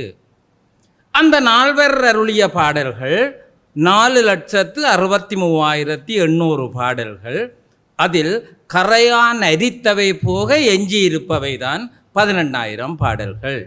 அதாவது காலத்திற்கேற்ற பாடல்கள் மட்டும்தான் இன்று எஞ்சியுள்ளது. அதை நாங்கள் நினைவில் வைத்திருக்க வேண்டும். அடுத்தது, 4 கல்லிலே கண்டது குனித்த புருவமும் மாசில் வீணையும் ஒவ்வொரு உருவம். இன்றும் அதே முறை இருக்கின்றது. குல தெய்வத்தைத்தான் நாங்கள் சிவனில் காண்கின்றோம், நாங்கள் முருகனில் காண்கின்றோம். அங்கே வேறொன்றும் இல்லை. நாம் செல்லும் பொழுது எமக்கு தெரிபவர் குல தெய்வம்தான், வேறு ஒருவரும் இல்லை. அதன் பின்புதான் மற்றவர்களை நாங்கள் காண்கின்றோம். அது 2வது. கூட்டு பிரார்த்தனை என்று வரும் பொழுது, கூட்டு பிரார்த்தனை இருந்து இன்று இல்லாமல் செல்கின்ற ஒரு காலகட்டம். காந்தன் ஐயா எனது அருகில் இருந்தார். உண்மையில் அவர் சொன்னது தான் என்னை இங்கே தள்ளியது. ஆனால் அம்மா இழுத்து விட்டா. ஐயா அருமையாக சொன்னார். 10 லட்சம் கொடுத்து திருவிழா செய்கின்றார்கள், அதில் ஒரு 10,000 கொடுத்து 10 நிமிஷம் ஒரு பிள்ளைகள் நிகழ்வை, அதாவது ஒரு பஜனையை ஒழுங்கு செய்கின்றார்களா என்று தனது ஆதங்கத்தை சொன்னார். உண்மையிலேயே அதை பகிர்வதற்கு தான் இங்கு வந்தேன். ஐயாவும் சாட்சி, நானும் சாட்சி. மத்திய மலைநாட்டில் உள்ள ஒரு பிரபல்யமான ஒரு கோவிலிலே சிற்றுரை என்று நிகழும் பொழுது 5 பேர் இருந்தார்கள். ஆனால் பூசை என்று வரும் பொழுது 500 பேர் வந்தார்கள். உரையாற்றியவருக்கும் உண்மையிலேயே ஒரு ஏன் வந்தோம் என்ற நிலைமை, கோவில் நிர்வாகத்துக்கும் ஏன் வந்தோம் என்ற நிலைமை, அதுதான் இன்றைய உண்மையான நிலைமை. பின்பு நான் விசாரித்தேன். அதே கோவில், அதே அறநெறி பாடசாலையில் 600 மாணவர்கள் பயில்கின்றார்கள். ஐயா, அந்த 600இல் 60 பேர் வந்திருந்தால் அன்று என்ன நடந்தது என்றது தெரிந்திருக்கும் ஐயா. ஆனால் மறுபுறம் சொல்லுகின்றேன், இன்று 11ஆம் திருமுறையில் சொல்லுகின்றார் என்னவென்று சொன்னால், அன்று எம்பெருமான் நஞ்சை உண்ணாமல் விட்டிருந்தால் இன்று இந்த சிறுதெய்வ வழிபாடு என்று சொல்லுகின்ற சிறுதெய்வங்கள் எல்லாம் இல்லாமல் போயிருக்கும் என்று 11ஆம் திருமுறையிலே 861வது பாடலிலே அழகாக சொல்கின்றார். என்னன்னு சொன்னால், எம்பெருமான் நஞ்சை உண்ணாது விட்டிருந்தால் இன்று இந்த சிறு தெய்வங்கள் எல்லாம் எங்கே சென்றிருக்கும் என்று. ஆனால் ஐயா கூறியது போன்று இன்று இதில் எவரும் மறக்க முடியாது சாட்சிகள். இன்று எம்மத்தியில் மிக பிரபல்யமான வழிபாடு ஐயப்ப வழிபாடு. 48 நாட்கள் எம்மவர்கள் ஒரு மணித்தேலத்தில் கூட இசை வாத்தியங்களுடன் அவர்கள் தமது பிரார்த்தனையை ஒப்படைக்கின்றார்கள். தம்மை ஒடுக்கி கருப்பு உடை அணிந்து வெறும் காலுடன் தரையில் சென்று ஒப்படைக்கின்றார்கள். நிச்சயமாக ஐயா கூறிய இந்த வழிபாடும் அப்படியான ஒரு கட்டத்திற்கு மாற வேண்டும். ஆனால் ஐயா நடுவில் ஒரு அம்மா இழுத்தது போல ஒரு கண்டடிக்கட்டான வசனத்தை சொல்லிவிட்டார். திருப்பி திருப்பி சொல்லும் பொழுது எனது குரல் கட்டிவிடும், அதனால் யூடியூப்பிலே போட்டேன் என்று. அது என்னை பொறுத்த மட்டில் பிரார்த்தனை என்பது எமது குரல் முக்கியம். கந்தசாமி அம்மா இருக்கிறார், எமது குரல் முக்கியம். எமது குரலின் மூலம்தான் நாங்கள் சபையை கட்டுப்படுத்த வேண்டும். குரல் போய்விடும் என்று பயப்படுகின்ற சங்கீத வித்துவான்கள் ஒரு பொழுதும் இந்த பஜனையை நிகழ்த்த முடியாது. அடுத்து இந்த அருளாளர்களின் 11,752 எஞ்சியுள்ள பாடல்களையும் ஐயா யுத்தம் நடந்த பொழுதும் யுத்தம் நடப்பதற்கு முன்பும் சமாதானம் வந்ததில் பின்பும் ஏன் இன்றும் நாங்கள் கோவில்களில் பாடிக்கொண்டிருக்கின்றோம். ஆனால் வருபவர்கள் பாட எம்முடன் நினைப்பவர்கள் எத்தனை பேர்? 4 பேர் அல்லது 5 பேர். ஏன்? அவை அருளாளர்கள் தந்த பாடல்கள். அருளாளர்கள் தந்த பாடல்களை செவிமடுப்பதற்கோ இசைப்பதற்கோ ஒருவரும் இல்லை. எங்கே தவறு இருக்கின்றது? காந்தன் ஐயா கூறியது போன்று நிச்சயமாக ஐயா கூறிய இந்த முயற்சி என்னை பொறுத்த மட்டில் 8வது திருமுறையிலே சொல்லுகின்றார், நீ திருமுறையை ஓத உன்னால் முடியாத விடத்து சிவாய நம நம சிவாய என்ற பன்சாச்சரத்தை ஓது, அதுவும் இயலாத விடத்து சிவ சிவ என்று தன்னும் ஓது என்று அருளாளர் கூறுகின்றார். எனவே ஐயா கூறியது போன்று ஆம், நாங்கள் சிவாய நம என்று கூறி ஐயா இந்த பயணத்தை தொடர்வதற்கு நாங்கள் அனைவரும் என்றும் ஐயாவுடன் உடனிருப்போம் என்று கூறி, உண்மையிலேயே எடுத்தவுடன் நாங்கள் மகாத்மா காந்தியின் மட்டத்திற்கு வர முடியாது. எடுத்தவுடன் நாங்கள் எமது சகோதர இனம் எவ்வாறு தமது வழிபாடுகளை மேற்கொண்டார்களோ அப்படி எங்கால் இயலாது. ஆனாலும் ஐயா சிறிது சிறிதாக சேர்த்து, இந்த எறும்பு கூட ஒரு துளி துளியாக சேர்த்துத்தான் தனது உணவை, வருடத்திற்கு தேவையான உணவை சேர்த்து வைக்கின்றது. நாமும் எமக்கான இந்த விமோசன இந்த பிரார்த்தனையை நிச்சயமாக உரத்த குரலில், மறந்துட வேண்டாம், யூடியூப் ஒரு பொழுதும் வேலை செய்யாது, உரத்த குரலில் மனமொன்றி, அது முக்கியம். இன்று எமது வைத்தியம் நம்மை விட்டு கைபோகின்றது. காரணம் என்ன? பத்தியம் சொல்லுவினம், என்னால் பத்தியம் பார்க்கலாது. அதுதான் ஒரே ஒரு காரணம், வேறொன்றும் இல்லை. அது அப்படி இல்லாமல் மனமொன்றி, ஐயா அழகாக கூறியிருந்தார். 2வது மனமொன்றி, 3வது ஒருமித்து, 4வது ஒரே நோக்குடன், 5வது ஐயா கூறியது போன்று இயலுமென்றால் பங்கு பற்றுபவர்களுக்கு ஏதாவது ஒரு அன்னமிட்டகை என்பது போல, உண்மையிலேயே எம்பெருமானை கும்பிடுபவர்கள் வரும் பொழுது அவர்களுக்கு மாகேஸ்வர பூசை செய்வது சிறந்தது என்று சொல்கின்றார்கள். அப்படி இல்லாத பொழுதும் ஐயா கூறியது போல, காந்தன் ஐயாவின் எதிர்பார்ப்பு போல ஒரு சிறிய ஒரு சிற்றுண்டியாவது கொடுத்து அவர்கள் வாயார அங்கு ஓதியதற்கு ஒரு தற்காலிக விமோசனமாக வயிற்றிற்கும் என்று சொன்னால், எங்களுக்கு எல்லாத்தையும் நாங்கள் தமிழ் மக்களுக்கு விமோசனம் தேவை, நல்ல வடிவாக சாப்பிட்டு நிம்மதியாக இருப்பதற்கு. எனவே அதற்கும் ஒரு ஒழுங்குகளை செய்வது சிறந்தது என நான் நினைக்கின்றேன். ஐயா இருவரிடமும் ஒரு வேண்டுகோள், உண்மையிலேயே இதை நீங்கள் தற்பொழுது மீடியா, அதாவது ஊடகங்கள் விரிவுபடுத்தப்பட்டு கொண்டு செல்கின்றன. அந்த ஊடகங்கள் ஆடியோ விஷுவல் 2ம் இருக்குது. ஒன்று ஒலி வடிவம், 2வது ஒளி வடிவம்.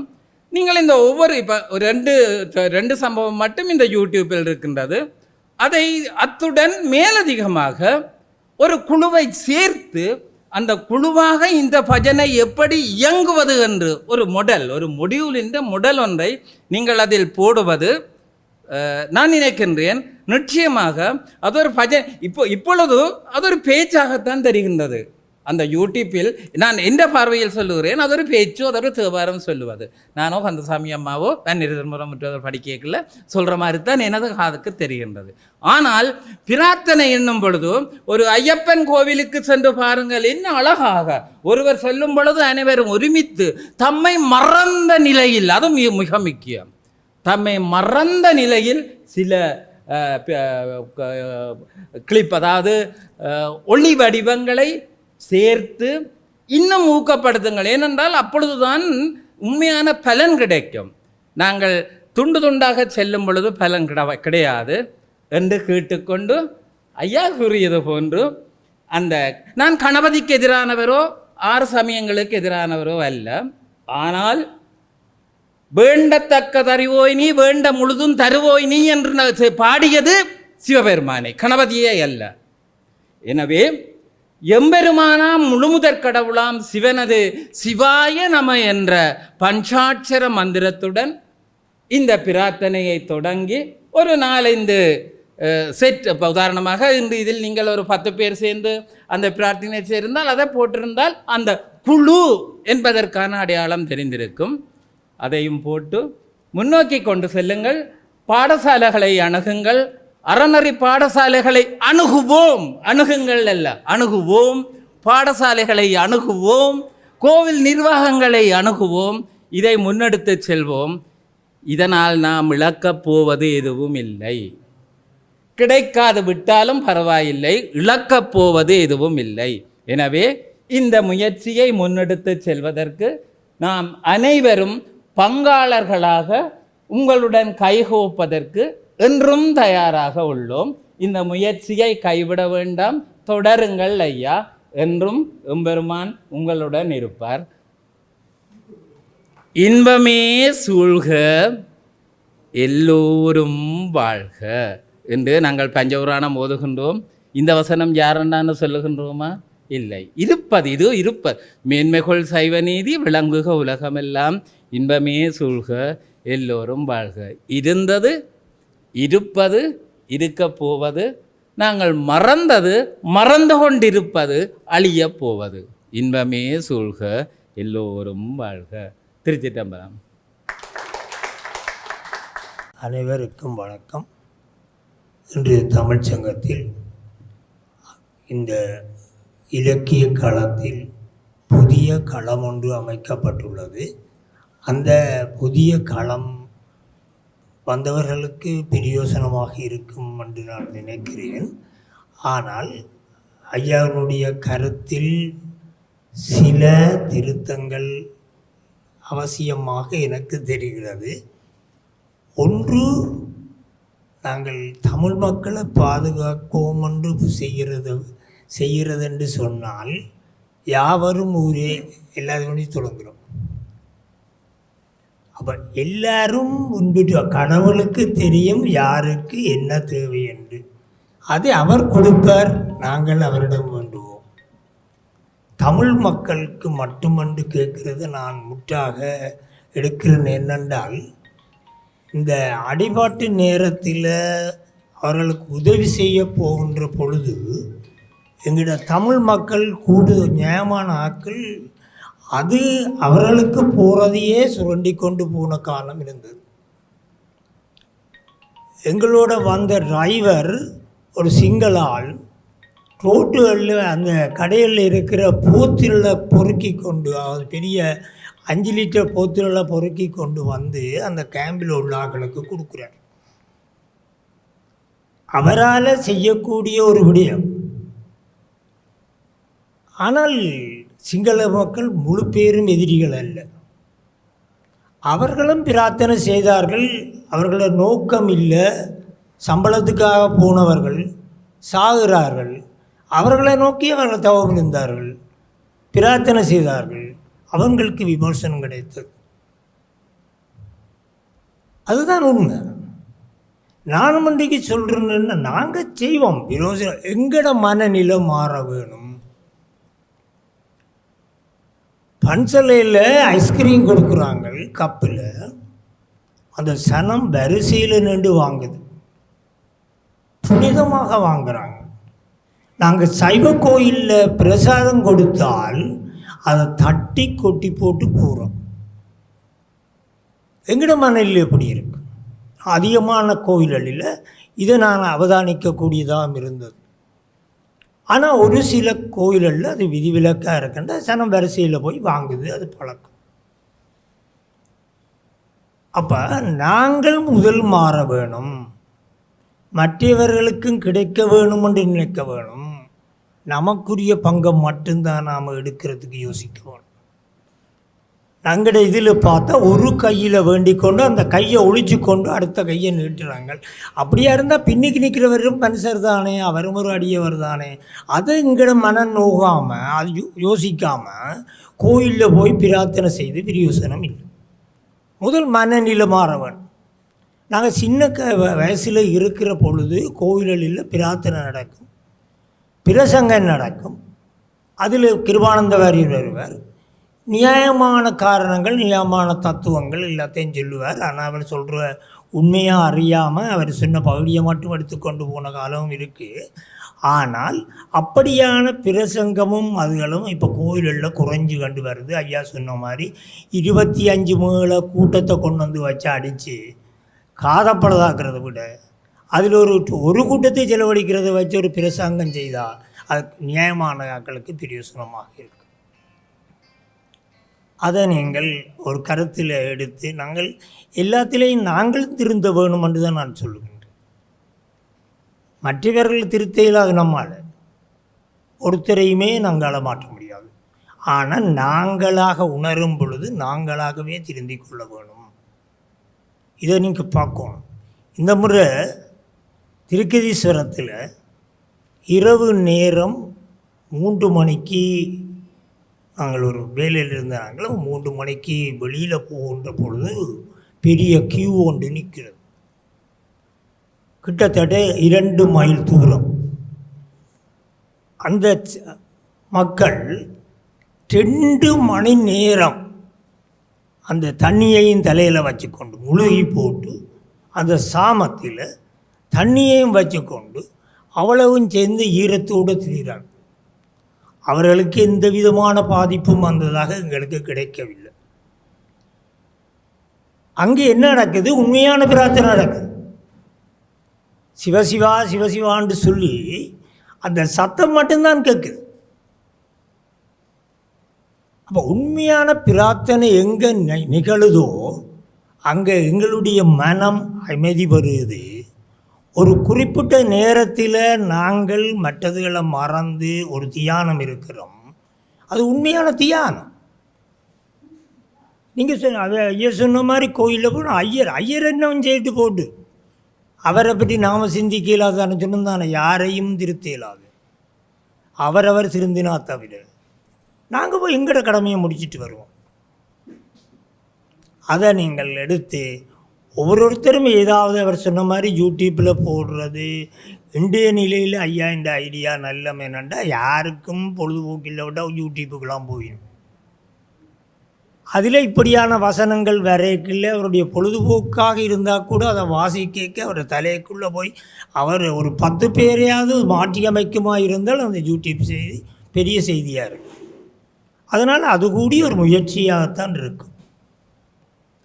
மற்றது ஐயா சில உதாரணங்களை சொன்னார். அதாவது கடவுள் இல்லையென்று இல்லை, நீங்கள் கஷ்டப்பட்டு கொண்டு போகிக்க யாரோ ஒருத்தன் வந்து உங்களுக்கு உதவி செய்துட்டு போவான். அப்போ நீங்கள் சொல்லுவீங்க அது கடவுளாக வந்து செய்துட்டு போகுதுன்னு. கடவுள் தானாக வர மாட்டார், கடவுள் வந்து நிற்கும். ஏதோ ஒரு வடிவத்தில் வந்து உங்களுக்கு உதவி செய்துட்டு தான் போகிறேன். அப்போ கடவுள்ன்றதில் நம்பிக்கை வேணும். கடவுள் நம்பிக்கை இல்லாமல் போகிற பொழுது நாங்கள் பிழையான பாதைகளை நோக்கி போய்கொண்டிருக்கின்றோம். அது நீங்கள் சொன்ன மாதிரி இன்றைக்கு நியாயமான அளவில் மனச்சாட்சி என்றதை மீறி மற்றவனுடைய இருக்கிறத பிடுங்குறது, மற்றவனுக்கு தீங்கு செய்கிறது, இதெல்லாம் சீரியலால் வந்த விளைவு. அப்போ இதுகளை நாங்கள் தவிர்க்கக்கூடிய அளவுக்கு ஐயா சொன்ன மாதிரி ஒரு நாளில் ஒரு குறிக்கப்பட்ட நேரம் நீங்கள் தியானத்தை செய்யுங்கோ. தியானம் செய்கின்ற பொழுது உங்கள் உளநிலையில் மாற்றம் ஏற்படும், உடல்நிலையில் மாற்றம் ஏற்படும். அதை நீங்கள் செய்வீர்கள் என்று நினைத்து இந்த நிகழ்ச்சிக்கு உண்மையான பலன் கிடைக்கும் என்று கூறி விடைபெறுகிறேன்.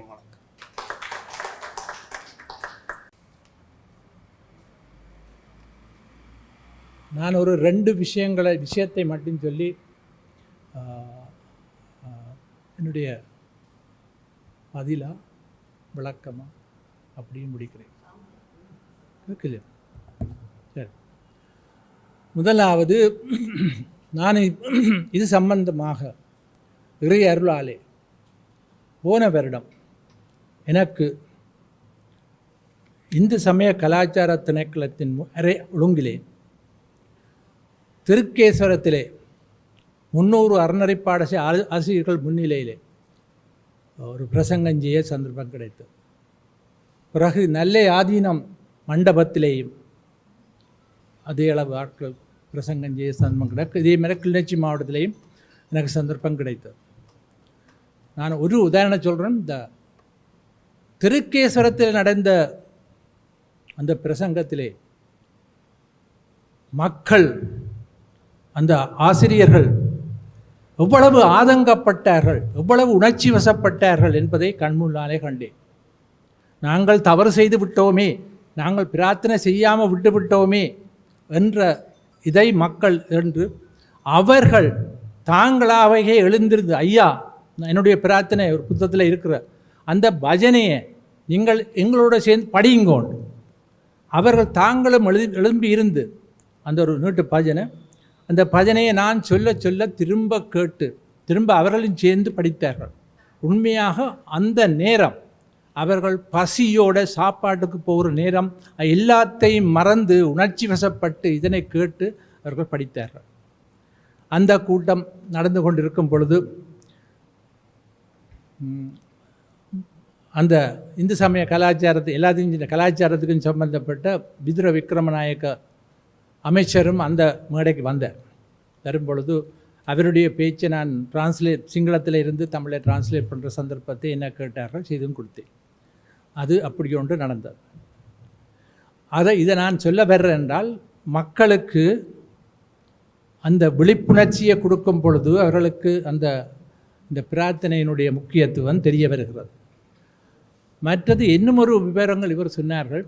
நாங்கள் ஒரு கூட்டு பிரார்த்தனை இதை பதிவு செய்து, நான் இதற்காக செல்வச்சன்னதி கூட்டு பிரார்த்தனை குழுவிடம் நான் ஒரு பாடலை கொடுத்து பதிவு செய்து கூட்டு பிரார்த்தனை ஒரு ஆள் படிக்க மற்றவர்களுக்கு அப்படி 15 எனக்கு தாருங்கள், அதனுடைய செலவை நான் ஏற்றுக்கொள்கிறேன் தாருங்கள் என்று கேட்டிருக்கிறேன். அதே மாதிரி இப்போ இங்கே சம்பந்தப்பட்டவர்கள் யாராவது நல்ல ஒரு வீடியோ, நல்ல ஒரு கண்டென்ட்டை கொடுத்து இந்த கூட்டு பிரார்த்தனையை பதிவு செய்து தருவார்கள் ஆயின், அதற்கு இன்றைக்கு எங்களை பதிவு செய்கிற இந்த ஜென்டில்மேன் உதவி செய்வார். பதிவு செய்து தருவார்கள் ஆயின் அதற்குரிய செலவை நான் ஏற்றுக்கொள்கிறேன். அது தருவீர்களாயின் அதை சில சமயம் ஓம் டிவியில் ஒத்துக்கொண்டார்கள். 10 நிமிஷத்துக்குள்ளே உட்பட்ட இதென்றால் தாங்கள் ஏற்றுக்கொள்வோம். அப்படி சில இடங்களில் நாங்கள் அது தேவையான இடங்களில் இறை அருளாலே அது பிரசாரம் செய்யப்படும். எங்களுக்கு தேவை இது ஒவ்வொரு தமிழ் மக்கள் மத்தியிலும் இந்த பிரார்த்தனை என்பது விதைக்கப்பட வேண்டும், அது விருட்சமாக வேண்டும். நாளடைவிலே இன்றைக்கு சின்மயா மிஷன் இது ஒரு சமூக சேவை அல்ல, இது ஒரு ஆத்மீக சேவை. ஆனபடியாக இது ஒரு மிஷனாக அரசாங்கத்திலே பார்லிமெண்டில் ஒரு சட்டமாக அமைய வேண்டிய விஷயம். அதற்கு முதல் இதுகள் நாடு முழுக்க இந்த பிரார்த்தனை பிரபல்யமடைந்து வர வேண்டும். இதில் நாங்கள் பிரார்த்தனை செய்வது எனக்காகவல்ல, உங்களுக்கு ஒவ்வொருவருக்குமானவில்லை. இது தனிப்பட்ட ஒரு குறிப்பிட்டவருக்காக செய்கிற பிரார்த்தனை இல்லை. இப்போ நாங்கள் தமிழ் மக்களுக்கு ஒற்றுமையும் விமோசனம் தரும் பொழுது ஒரு 3ஆம் அவர் அல்ல, தமிழ் மக்கள்னு சொல்லும் பொழுது என்னையும் சேர்த்து தான். அதுக்கான பிரார்த்தனை நாங்கள் செய்து கொண்டு வரும் பொழுது நாளடைவிலே அதை நாங்கள் நல்ல சந்தர்ப்பம் பெறும் பொழுது இந்த கூட்டு பிரார்த்தனையை நாங்கள் ஒரு அரசாங்க சட்டம் மூலமாக அங்கீகாரம் பெறுவோம். அதற்கான முயற்சி அடித்தளங்கள் செய்து கொண்டிருக்கிறோம். அதுக்குரிய சட்ட வரைவு கூட நான் செய்து கொடுக்கலாம். ஆனால் சந்தர்ப்பம் வரும்போது செய்வோம். ஆனால் முக்கியமாக எங்களுக்கு தேவை, நாங்கள் சட்ட வரைவு வரும் பொழுது நாட்டிலே எல்லா இடமும் இப்படி பிரார்த்தனை செய்கிறார்கள் என்ற வெளிப்பாடு இருக்க வேண்டும். ஆனால் அவர் சொன்னது போல ராமகிருஷ்ண மிஷன் தொடங்கியக்கலையும் உலகளாவிய ரீதியில் பிரான்ச்சுகள் தொடங்கி போட்டு யாரும் துவங்கலை இல்லை. அப்படி சின்ன அளவில் துவங்குறது அப்படி பரவித்தான் அப்படி விருட்சமாக வந்தது. அதே மாதிரி தான் எங்களுடைய பிரார்த்தனையும். இந்த பிரார்த்தனை கர்த்தா அந்த இறைவன், நாங்கள் கருவியாக செயல்படுகிறோம். நீங்களும் கருவியாக செயற்படுங்கள். அப்படி வரும் பொழுது நிச்சயமாக அந்த இறைவன் அருளால் எங்களுடைய பிரார்த்தனையும் வெற்றி பெறும், எங்களுடைய வேண்டுதலுக்கும் விமோசனம் நிச்சயமாக கிடைக்கும். வணக்கம். பெண்கள் தரப்பிலிருந்து ஒரு விதமான கருத்துக்களும் வரவில்லை. யாராவது கருத்துரை வழங்க விருப்பம் வேண்டால் வந்து சொல்லிக்கொள்ளவும்.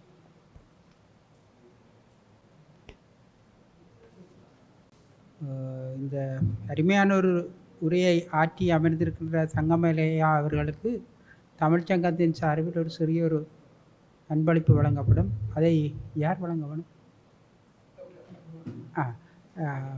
வைத்திய கலாநிதி திரு முருகானந்தம் அவர்களை வழங்கி வைக்குமாறு கேட்டுக்கொள்கிறேன்.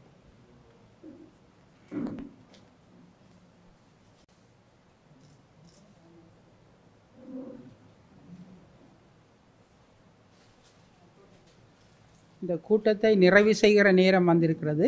மீண்டும் தமிழ் வாழ்த்து பாடுவதற்காக திருமதி ஈஸ்வரி தங்கராசா அவர்களை சங்ககீதம் இப்பொழுது இசைக்கப்படும். எல்லோரும் எழுந்து நிற்போம். ஓகே.